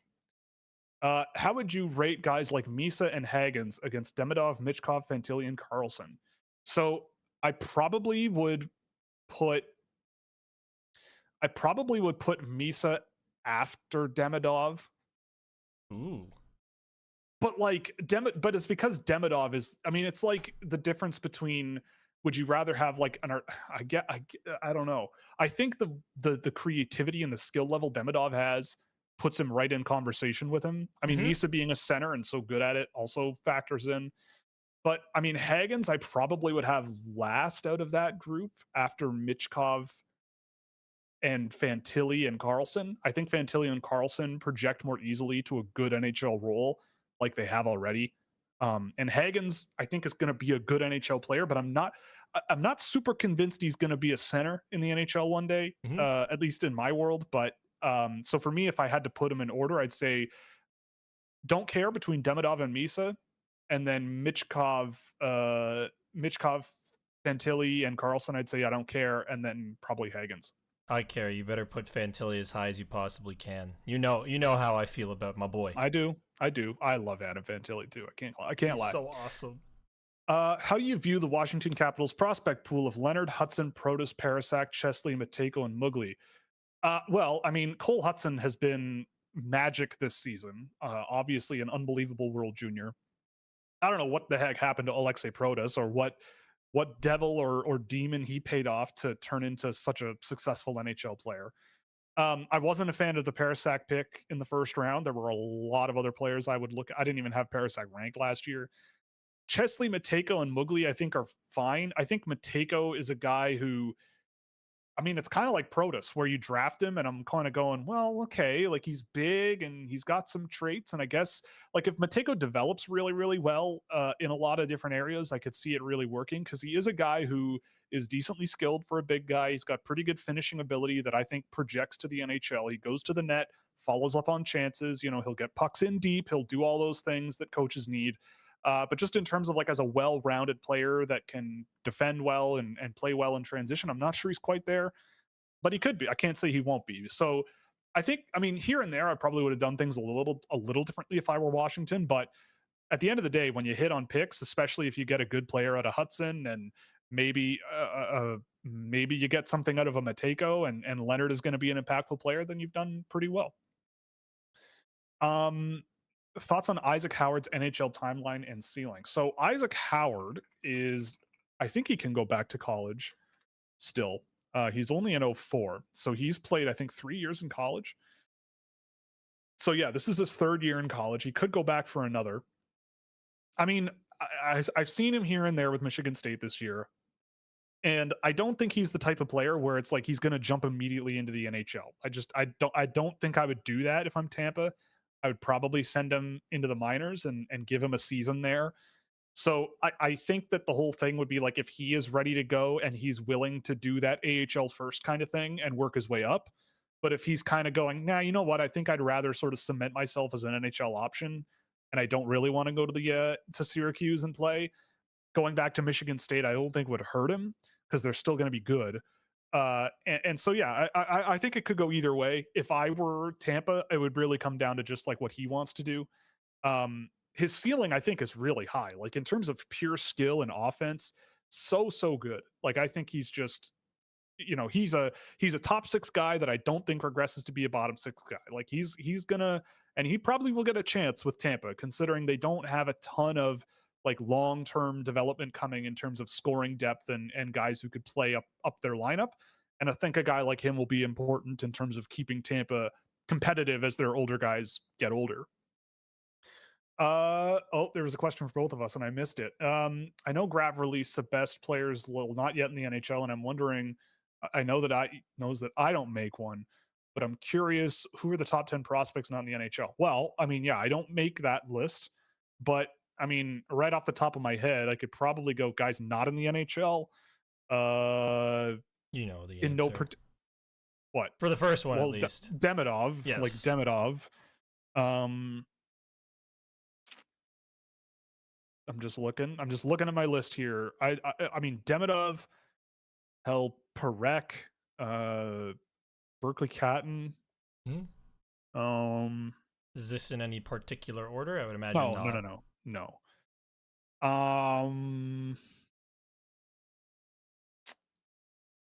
Are the parameters drafted or? I would think drafted. Okay. Because this is something that I don't really do. Yeah. And some of these guys have touched the NHL, but they're, like, I'm assuming it's like not in the AHL, NHL world. Like Gabe Perreault is probably in there, maybe. Like there's a whole bunch of guys that could put their hat in the ring. Michael Hage, maybe. Yeah, I don't know. I find it really tricky to do that, and I might have to take my time and look through it. Ryan Leonard probably is on that list. I don't know. I don't know. There's a lot of good players not in the NHL is what I'm saying. Which center prospect playing in the AHL would you rather have? 21 years old with 4 goals and 20 assists, or 19 years old with 15 goals and well, you're asking me if I want an older player with less points or a younger player with more points. But I mean, I don't really, AHL production doesn't really mean much to me, frankly. Like I don't really, I don't know. But I mean, I have to kind of go with the younger player who has more production, like, because I'm sure this is like you think it's this way, but these are the other players that you're actually, you know what I mean? Like, okay, I don't know. One of them is Brad Lambert, is what I bet it is. I bet you Probably it's like, Brad Lambert. It's probably Brad Lambert and Dalibor Dvorsky or something, probably. It might be. I bet. Or Constable Hellenius. Like, here, let me go look up Brad Lambert's point totals, because I bet you it's Brad. He's not producing much this year, really, at all. I'll circle back on it once. Yeah. Am I off in thinking the mobility of a lot of this class's top centers will be limiting in the NHL where transitional play is so important? You're not wrong. I mean, Grav and I talked about how fast the NHL is and how intense the NHL is. Like if you look at the Four Nations and how fast those games were, obviously that's like the best in the world playing the best in the world. But the way people talk about some of these players, it's the way people talk about some of these players. It's like you're expecting them to really hit the ground running and be, top 6 guys. But top 6 guys in the NHL are of the caliber of being those important Four Nations faceoff guys. And I think a lot of those guys are a ways away. But they could be good contributors for sure. But I don't disagree with you with regards to that being a concern. You're laughing, so I figure this means you looked it up. It is Dalibor Dvorsky and Brad Lambert. Dvorsky and Brad Lambert. Yeah, okay, great. It's exactly what you thought. Yeah, it's exactly what like, oh no, Brad Lambert forgot how to play hockey. He sucks after all, and Dalibor Dvorsky can play hockey. Like, I don't know. Okay, whatever. I get the feeling points. Yeah, points. I get the feeling that Schaefer is first overall on many lists because Hagens and Misa are 2 equivalent forwards, and Schaefer shines from them because he is as good and a defenseman. Is he truly far ahead? I don't think he's that far ahead, but I do think it's him and Misa kind of partying at the top by themselves. Like, I think you could have a perfectly legitimate conversation between either of them for different reasons. Obviously it's tough because Schaefer hasn't played in so long, but I mean, every time I watch Misa, he seems to be more and more dominant, like more and more just good. I know that grammatically is bad, but he's more and more good the more I see him. And I looked at him the last game I saw, and then I did Hagens immediately after, and I went, yeah, I'm pretty sure I'm going with this guy over Hagens. Like, and I don't know if you could convince me otherwise, but that doesn't mean that I don't like Hagens. Like, I think Hagens is just part of a group that's beneath him and Schaefer. I have all the time in the world for Misa being number one. It's entirely possible by the end of the season he's there, but I'm not going to do that until Schaefer plays again. You know what I mean? Mm-hmm. But I'm not doing that just because Schaefer's a defenseman, right? Like, it's because there's a lot of factors in his favor. I almost feel like there's a better case for picking the center, because I feel like the number one center is the most important thing. It really is the most important thing. And yeah, I mean, look what he's doing with Igor Chernyshov. Like, it's dumbfoundingly good what they're doing together. He's already at 113 points this year. Like, that's stupid. Boints. Yeah, boints. Like, if he got injured for the rest of the season, it's probably one of the better OHL seasons for a draft eligible in a long time. Anyway, do you think Caden Lindstrom's development path gets back on track in the NCAA? I mean, I hope so. Sorry, I'm about to sneeze. Bless you. Excuse me. Realistic ceiling and NHL timeline. Well, I don't know about an NHL ceiling because I haven't seen him play, but I always felt he was going to be a second line.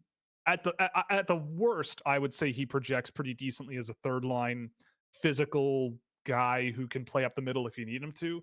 But like a good, intense but skilled second liner at some position forward, at some forward position, I could see him being there. I don't think he's like a super high end, high upside guy who is gonna, like, I just think there are concerns with sort of the hockey sense and whatever, but the talent level is really high with him. So I could easily see him being an NHL player. But I wouldn't rush him. Like, if he goes to college next year, sure, I could see it. I wouldn't be against it. I would just really hope that it would be nice if he could, like, play a couple of games there and just see how it goes. Because he has missed an entire season and much of last year. So being a WHLer and then missing all that time at that level of competition and then immediately jumping into the NCAA, I don't know. So maybe the WHL also makes sense. Like, it really comes down to him and Columbus and how they interact, I guess. I hate to do this to you, Will, but what do you mean by hockey sense? Right. Well, I mean, in his case, there's a lot of, like, overhandling the puck, really sort of like hero hockey, working along the boards, trying to get off the boards. And I get it, you're a big kid and everything, but, like, just not quite getting there. Sometimes he does, and it's great, and it looks really impressive. But, like, moving the puck up the middle of the ice and timing his passes and everything seems to be a little wonky. He scored a lot of goals last year because he could kind of just dangle his way through a lot of stuff or get to the net and physically do stuff. So it's a matter of, like, generally his on puck sort of vision and timing and how much he tries to do himself, which can be problematic for sure. Coolio. Kako's going to be a stud, but it makes him the borderline star territory in a few years. Kako and Catton could be deadly. I mean, yeah, Kako has been great with Seattle, but I mean, we watched Kako when he got traded, and we both kind of just went, "This is an NHL player. Like, he could complement a whole bunch of different types of players. Like, this guy's just fine, and he's done really well there." So I don't think, like, I'm happy to hear Grav burying the Rangers, but I don't think we buried them enough. Fair enough. Could you see Danielson having a similar impact to Casper once he breaks in? I don't think so. Nate Danielson is a very different player to Casper. I would love to see more of that out of his game because I think it's there, but I don't know. I think Casper, you could just tell from when he was a draft eligible, just like the way he plays is just smart, dependable, responsible, physical on both sides of the puck, just does the thing, not flashy, not incredible, but, like, just goes out and does the thing well, which is fine. With regards to Danielson, I can't say the same, honestly. I think he's a much different player. But if he hits, I think he's going to have a bit more finesse and skill and rush offense to his game than Casper. But yeah. Any chance we're going to see 1v1 Chell? So number one, no, because I don't have a way to play Chell. And two, AJ's not here anymore for the stream on Sorry, everybody. on the day. So we'll have to postpone that probably. Maybe the week before the draft, we'll do some streams where we have a little more fun. Yeah, and, that'll that'll be sense. where you do it. That'll be where you get your rage out on me. I don't have any rage. I just think it's funny. Yes, true. Have you watched Aiden Fink at all this year? And if so, what do you think about his season? I mean, he's been very, very good. Aiden Fink. I mean, better than I thought he would be in college. I still don't think I buy just how much production he has being projectable to the NHL. I think he's much more of a offensive zone finisher type, but the shot quality he has is huge. He's pretty skilled. I think Penn State is a team that, from what I've seen of them, with guys like Charlie Serrato, who came up on the show the other day, they win by committee a lot of the time, and I think they play really, really well as a unit. And I think Fink benefits from that. I'm just kind of cautiously optimistic. Like, he's having a great season. Can't take that away from him. Let me just see how he's doing here. Yeah, he's got insane numbers. A lot of it seems to be on the power play, but he's still scoring a lot at even strength. So I can't take much away from him. But we'll see. I mean, with college guys, it's always tough to project them. But for him, it's like, I see the offensive potential. I see how he's scoring so much. But the NHL, yeah, I'm not as certain. And I agree. It's difficult to evaluate guys like him because the AJHL, especially nowadays, is crazy. Someone throws a trade in here. To Buffalo, Noah Dobson and Matthew Barzal. To the Islanders, Cousins, Power, and a top 3 protected first. I do not do that if I am the New York Islanders. Yeah, I don't either. Barzal is such a huge part of that team. And Noah Dobson's awesome. Yeah, every time I watch the Islanders, I'm just like, yo, this is just this should be Matthew Barzal's team. Like, this guy cooks and cooks and cooks and cooks. Anyway. Based on what you've seen from Seamus Casey, do you think he's grown defensively? We know his offense is there, but he needs consistent defensemen. I think that is the big concern from him, and I think that was the problem with him in the NHL, was that the offense was there, and he certainly was a lot of fun to watch and moving the puck pretty well. But then when the puck was coming his way, and this has always been the issue for him, it's just he doesn't really have the mobility and the skating ability right now to like close those gaps and cause enough havoc to cause turnovers. But doesn't mean it's impossible. And he's been very good in the AHL this year. And it was interesting to see him get a go in the NHL. And I think he earned it, but I don't think he's like ready for a major role. Granted, he was playing with Simon Nemec, who I also wouldn't categorize as maybe the best defensive player out there. But yeah, I think he finds a role at some point, but that is the area where I think he still needs to improve. I think this, unless your team targets fourth liners in the second round, thing is with regards to the Ducks in the profile image, which yeah, fair enough. Hey, don't forget about seventh defenseman as well. Yep. Fourth pair defenseman. Yeah, to sum up, Hensler in Wisconsin is like Lambert in Finland. I mean, kind of, I guess I could see where that's coming from. But I want to see Hensler. I have a game of his ready to go, and hey, if Grav sees him all the time, he sees him more than I do, so I'll check him out. Lambert's drop in the AHL production is concerning. No, what I care about is when Lambert plays in the NHL and how he plays there. And whenever I watch him in the NHL, he seems pretty good. So that's what I'm concerned with. How many points did he score in his draft year, and how much was he like 3? Yeah. Brad Lambert is incredible. I do not care. Well, it's like, and also he kind of does need others to play with to generate offense. Like, he's not just going to do it all himself. But he can do an insanely good transition center. Yeah, his best asset is in transition, which is not production. But you need it to get production. I'm pretty sure Manitoba's also not doing that well this year. The cog in the machine that makes it work. Manitoba's last in their division. So Manitoba has scored 110 goals this year in 49 games. The next worst offensive team are Utica, who have 129. And so, like, I get it. Brad Lambert only has 4 of those goals. Yeah. But what I mean is, like, it takes a team, and it can't all just fall on the one young guy, like one of the youngest guys on the team, to do the whole job. to like make their team good. But at the end of the day, like I'm not concerned really at all.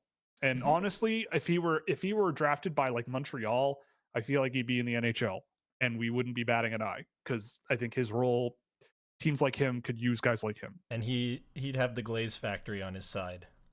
That too. The Glaze factory would be on his side. It's true. Is Carter Bear use mold instead of massage? That's fair. Fair enough, but whatever.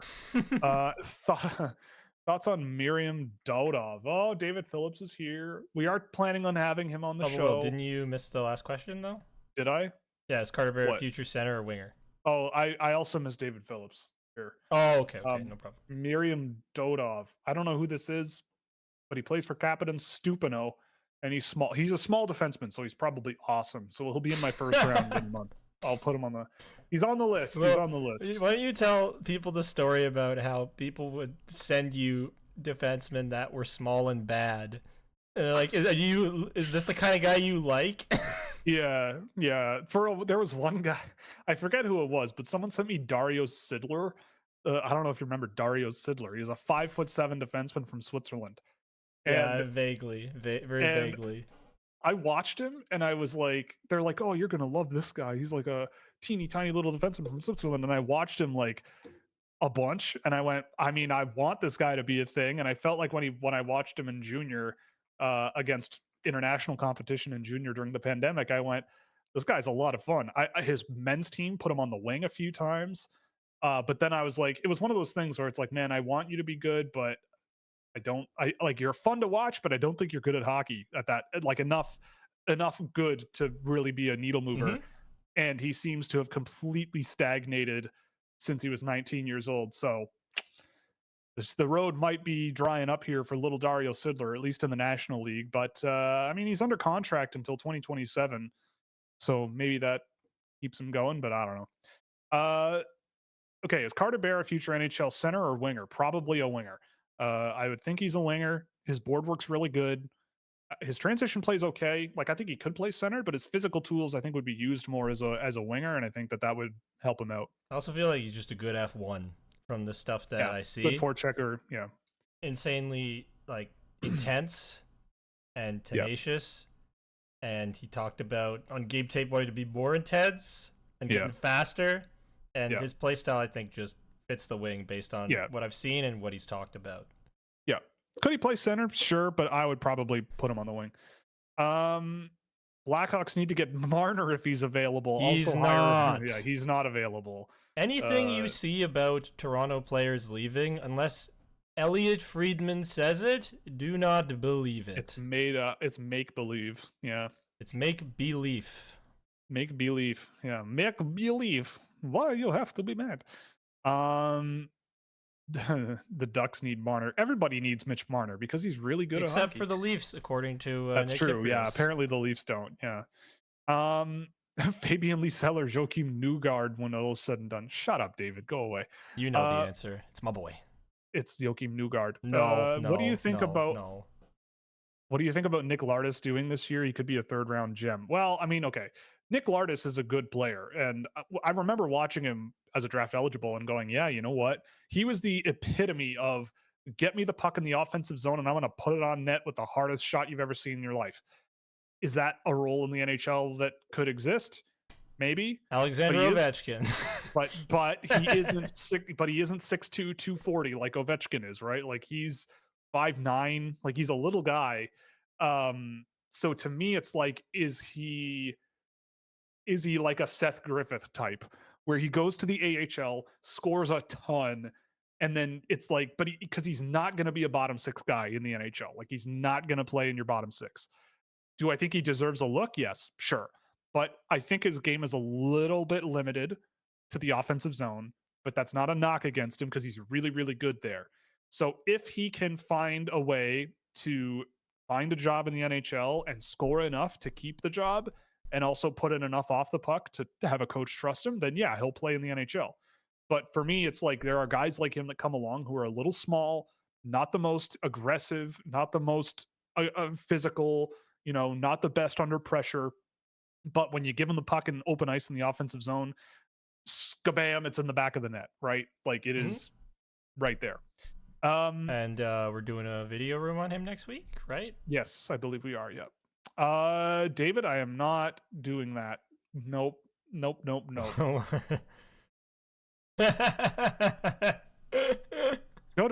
Good one, but no. Real people, by the way. Real people, but I'm not. Nope.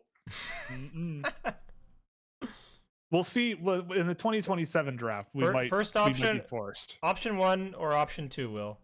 That's how we'll answer it. Okay. 1, yeah. Do you think Riker Lee needs to be faster at stick handling and maybe pace in general? Either way, he's a beast in the offensive zone. I don't think so. I think that's a big part of what makes him so good, like the speed of his skill. And I mean, I think he does need to gain a bit of quickness in his game.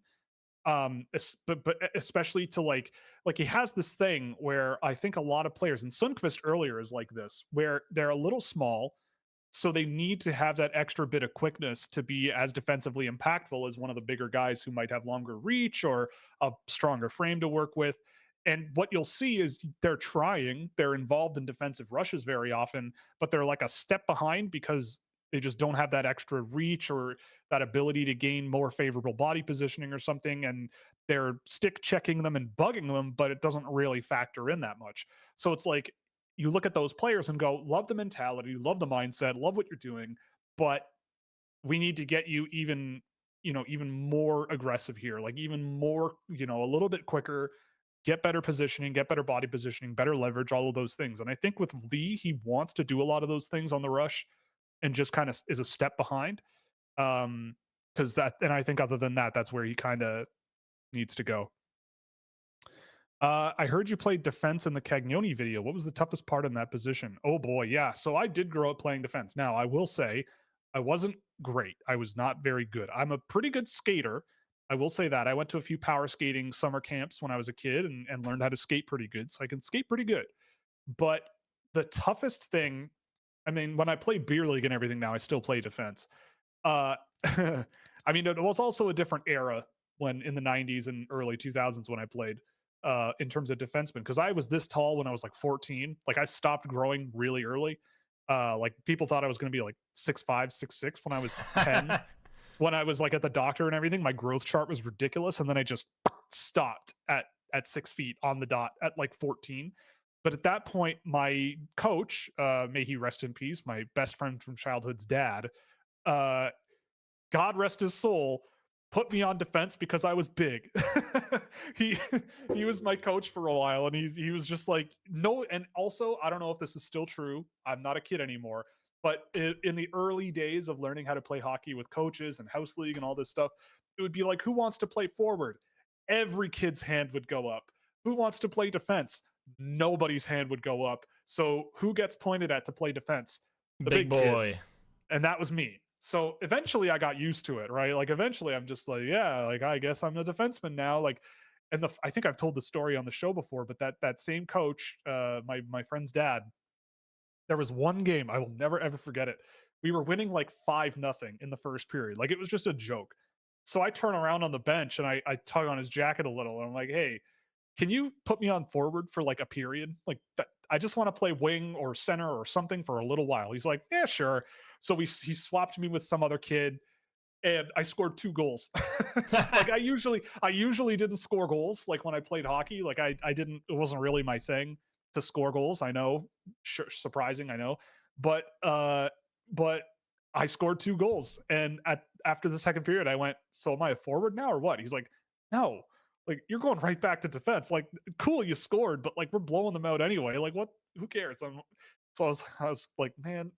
And in my head, I'm going, what if he let me play forward? Maybe I'd be the NHL right now if he let me stick to forward and play forward there. But no. But I guess I should answer the question. The question would be, the toughest things that I had was gap management defensively.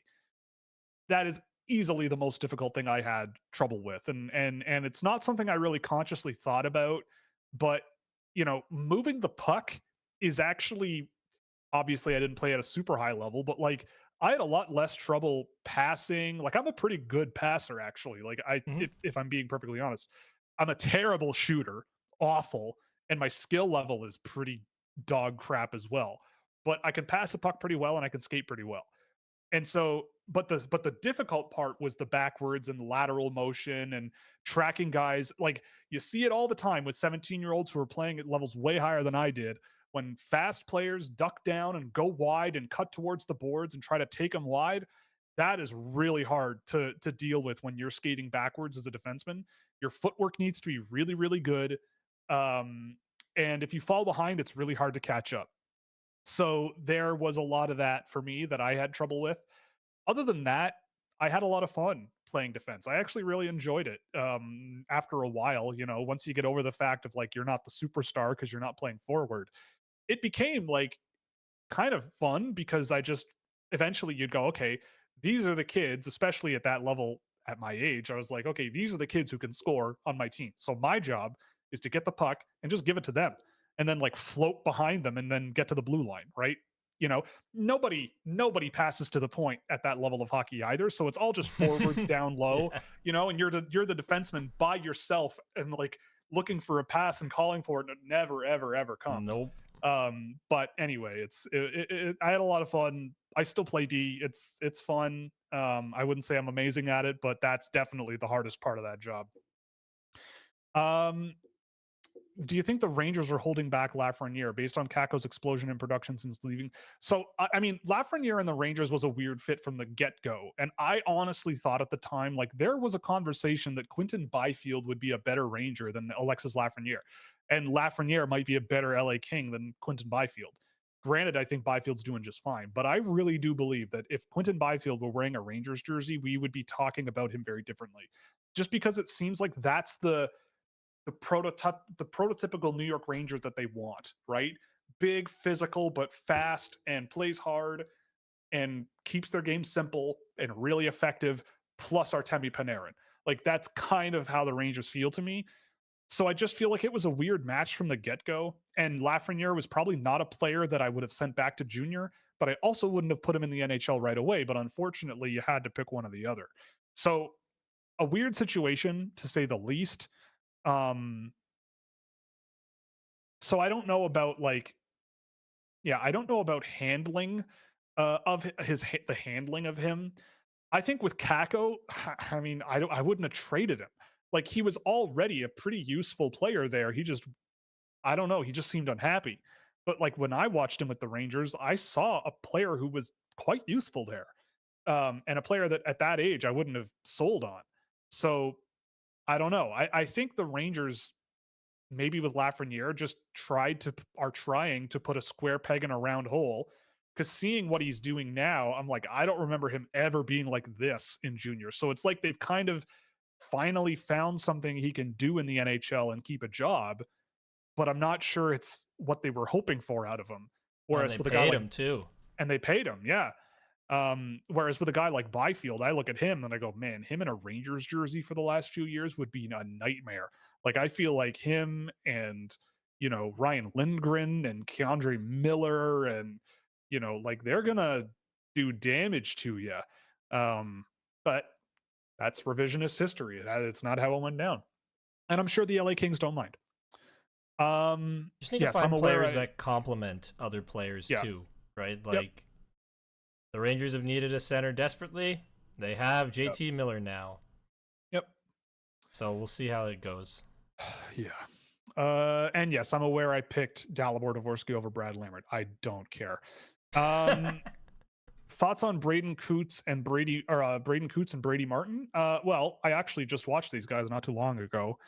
So I have Coots a little bit ahead of Martin right now, but I have come a long way on Martin over the course of the year. I still don't see the like super, super high top end level, top level draft pick there, but like he'll play. Like he's physical enough. Like he's kind of he's got that, that stability to his game, playing up the middle of the ice, third line NHL guy, physical enough, feels the game enough to get a job in the NHL and keep it.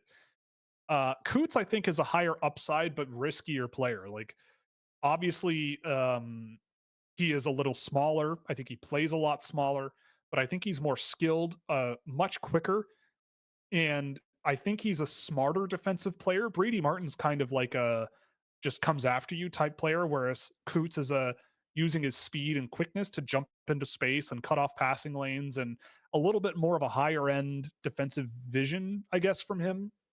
And I would categorize him as right now one of the better defensive centers in the draft. But Martin is there with him. Like they're in the same tier for me. I think Martin is more of a sure bet, especially for the NHL. But I think Coots is an impressive player. I think he's a good one. Top 5 centers in the draft. Well, I probably would go Misa, Haggins, Potter, and Kindle. Like Frondell, I think, is an excellent winger. Like I think Frondell at the end of the day is going to be a really, really, really, really good winger in the NHL. I mean, he could play center, and I think he'd be on that list as well. But I think as what I envision as a center, like a guy who glues defensemen and wings together and moves the puck really well, transitions the puck really well, and does so in all 3 zones and brings a really, really smart middle of the ice style game. I think that a guy like Frondell might be better as a winger in the NHL, but at the end of the day, we'll see. Hoping Bruins end up with a top 10 pick. Well, I mean, if the Bruins end up with a top 10 pick, you just sort by height and go from there. We need the Sharks to draft Misa. I mean, it's entirely possible that they do. It'd be cool. Just for curiosity, where did you have Coronado ranked for your final list in 2021? Has he matched your projection? Let me look. I got like mine too. I think I had him at 18. I think so I had him at 18. Around where I had him too. Yeah, I had him at 18. What tier was he in? Yeah, so I had him at the bottom of a tier that stretched up to 13. So he kind of went right around where I thought he should have gone. Has he been kind of what I wanted him to be? I would say so. Like, I think he's been real good. Like, I think he shows really well in terms of the speed of his game, the physicality being a nice compliment for him. He's a good player. Like, I haven't seen a ton of Calgary this year, to be honest, but I mean, yeah, like he always struck me as a guy that was going to be a good, reliable transition guy who had some skill and speed and lots of positives to play around with. Like he was on the same team as Sam Miskevich, and I liked him a lot more than I liked Sam Miskevich. I remember that. Hey, Will, can you guess where I had him? 18. Yeah. Yep. What do you see Andrew Crystal being, and how far out is his timeline? Andrew Crystal is either going to be lights out top 6 winger in the NHL or in the AHL for his entire career and be the best player there. Yeah, and be the best player in the AHL. Like Andrew Pocharelski, right? Like he's going to be that. Like insanely skilled, elite offensive vision, but doesn't have the physical tools, doesn't have the resilience under pressure from physical guys. He doesn't have that elite speed. I think he's very much an offensive zone focused guy, but he is absolutely brilliant there. Like, could he play on an NHL power play? Yes. Is he going to be a reliable 5-on-5 guy? I don't know. I hope he is, because I love him.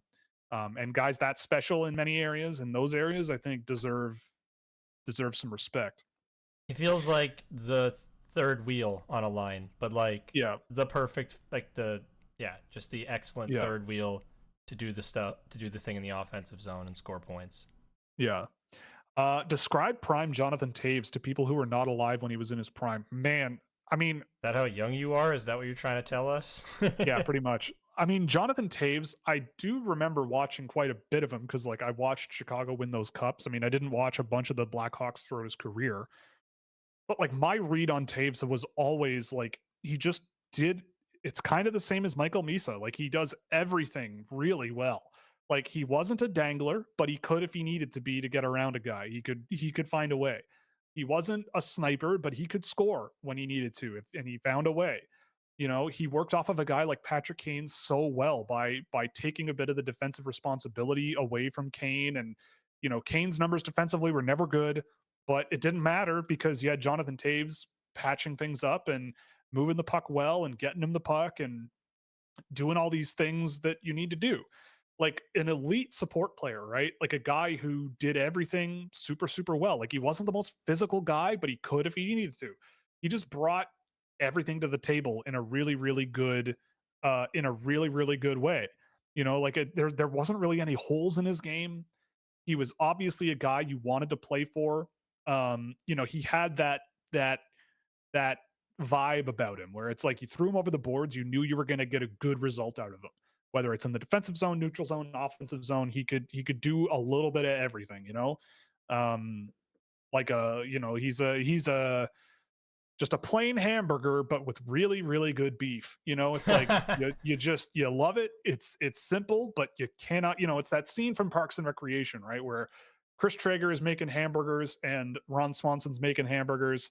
Ron Swanson makes the hamburger that wins just because it's a bun with ground beef in the middle of it, grilled really well. It's just better, it's not the fancy stuff. It's not the portobello mushroom burger, but it gets the job done, and people like it, and it's easy to like. Ooh, here comes a fun one. Do you use Byron Bader's prospect models? I do not. If so, do you like them? I don't use them. No, I don't see the longer I do this work, the way that I do it, the less I care about modeling literally anything in the draft. There's just way, way too many confounding variables for anything to make sense, right? Like, when you I get say it, that, you mean projecting things using data as opposed to it being like a tool to capture what the player does.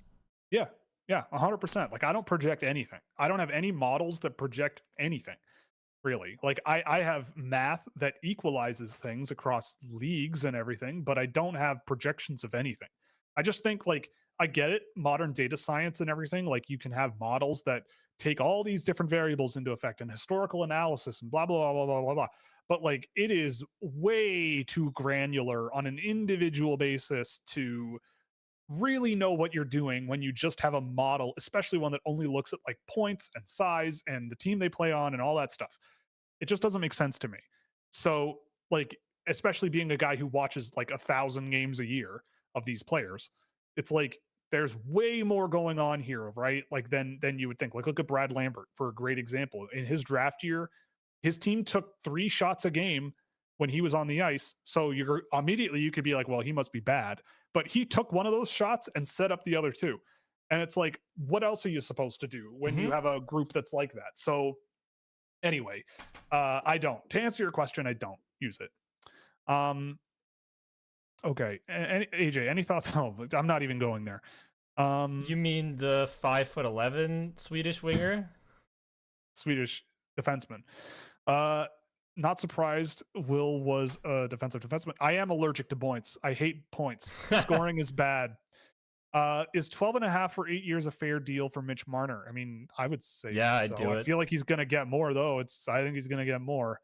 Well, it's kind of tough because Nylander signed his deal at 11.5 by 8, something like that. Yep. I feel like it should not be more than that, really. But the cap's about to go up, and what are you gonna do? Let him go? No. There's no point. The salary cap's going up to like 100, and like it's gonna go past 110 soon. Yeah. Yep. Next 3 years or in that range. I don't have the exact total, but I know it's in that ballpark. Yep. You keep Mitch Marner. Yeah. You keep him. He's so god dang good. Okay, he's so good. I get sick and tired of people every time the Leafs crash out of the playoffs. It's, we need to trade Marner. No. Wrong answer. Wrong answer. Yeah, it's funny. They need to fix the defense right now. No, really. you trade him for Mikko Rantanen.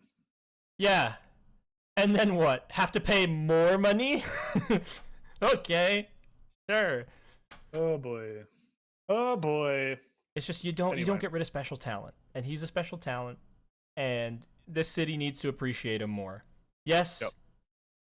As William Nylander said to him, "Stop crying, bro." But I don't care. I love him still. You got to make room for Ben Danford, though. $6 million defenseman Ben Danford. You got to make room. Nope. I'm kidding. I shouldn't say that about Ben Danford. He's a good player. Who's the best prospect on the Devils? Probably Seamus Casey long term. I mean, if you consider Simon Nemec a prospect, maybe he's up there. I'd say Mikhail Yegorov is sitting around there. I mean, he went to college. He left the most godforsaken organization in junior hockey, the Omaha Lancers, and now he's with UMass, I think, or no, Boston University, and he's killing it. He's just killing it in 10 games with Boston this year. So yeah, Yegorov was 3-12-3 with Omaha this year, facing what looks like about 38 shots a night, and now he's with Boston University and doing really well. Okay.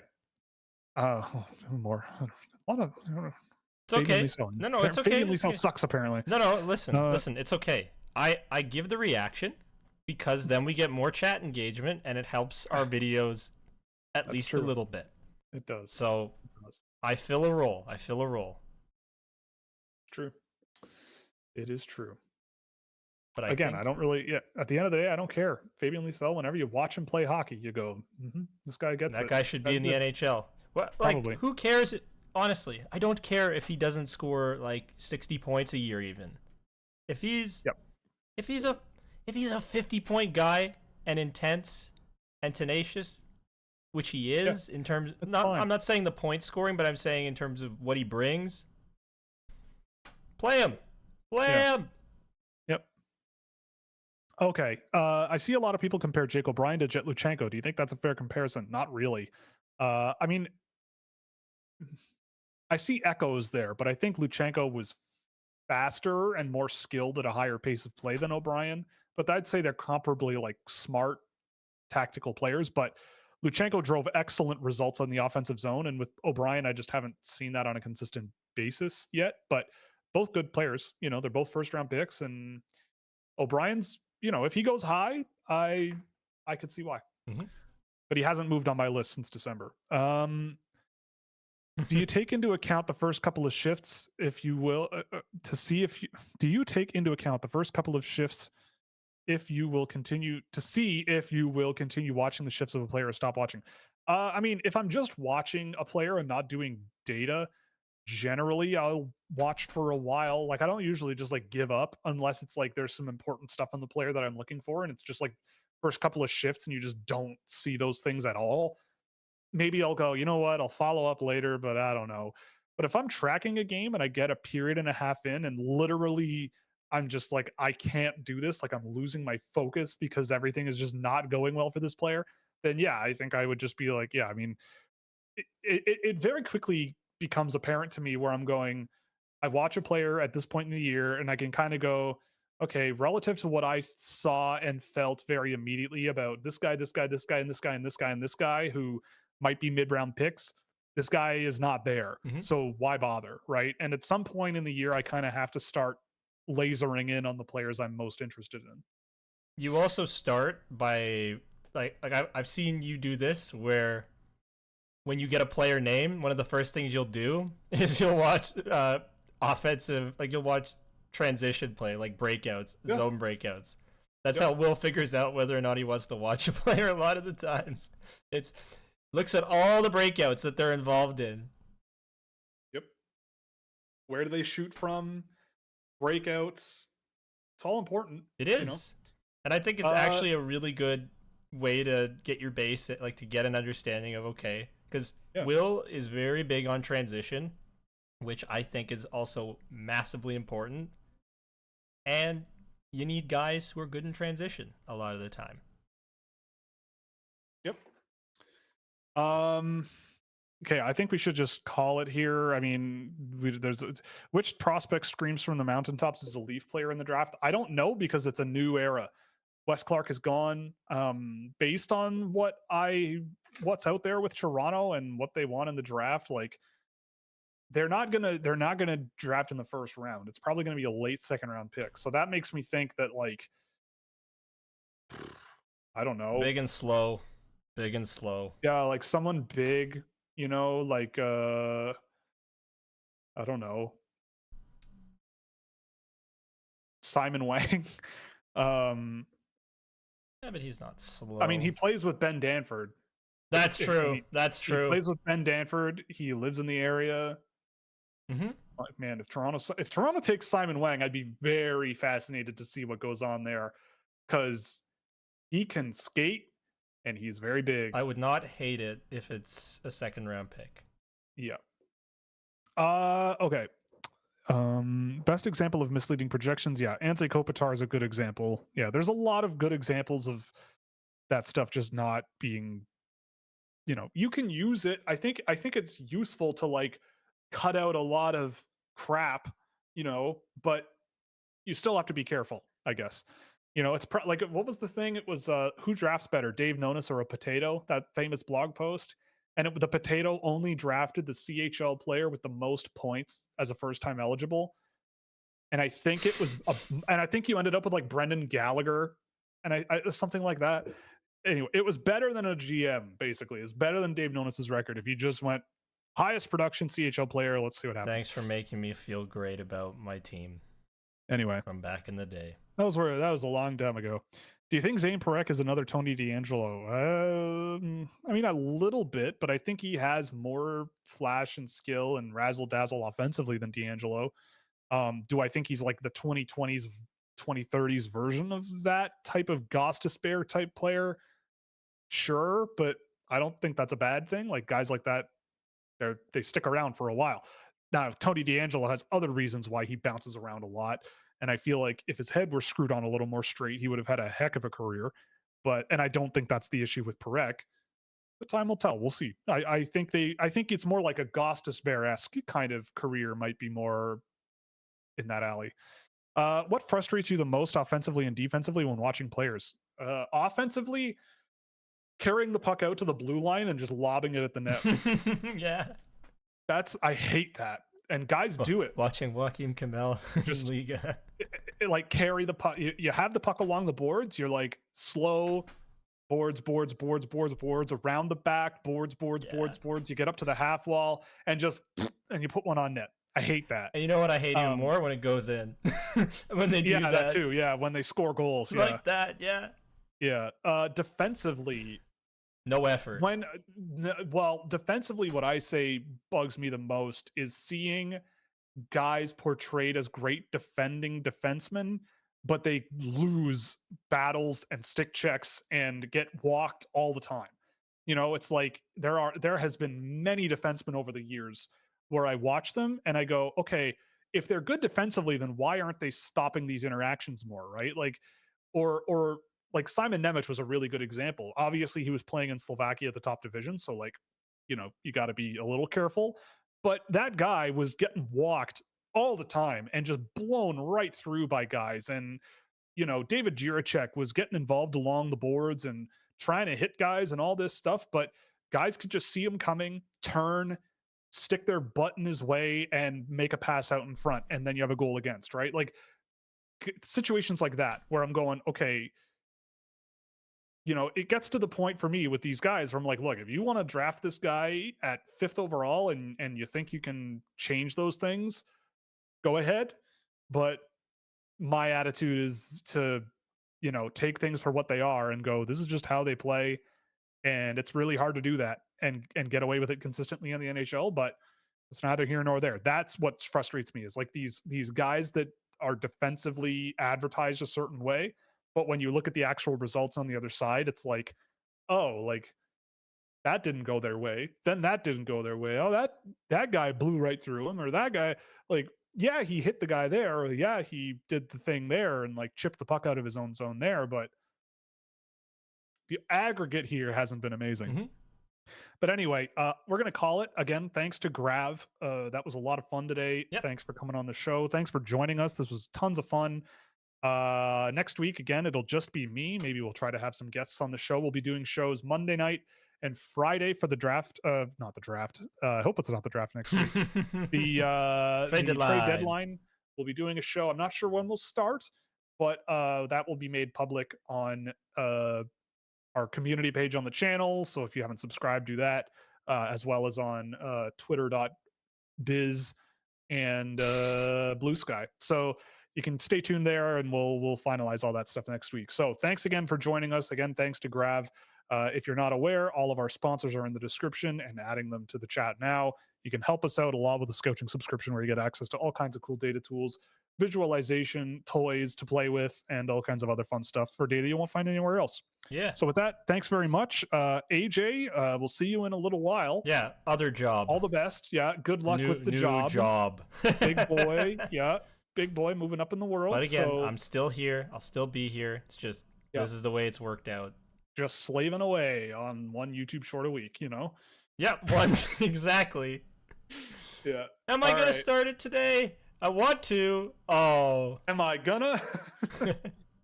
Anyway, thanks very much again for joining us. We'll see you next week for a bit of an old school show. And so Leafs for Cup, Leafs for Cup, Leafs for Cup. Have to get them all in. And Leafs for Cup.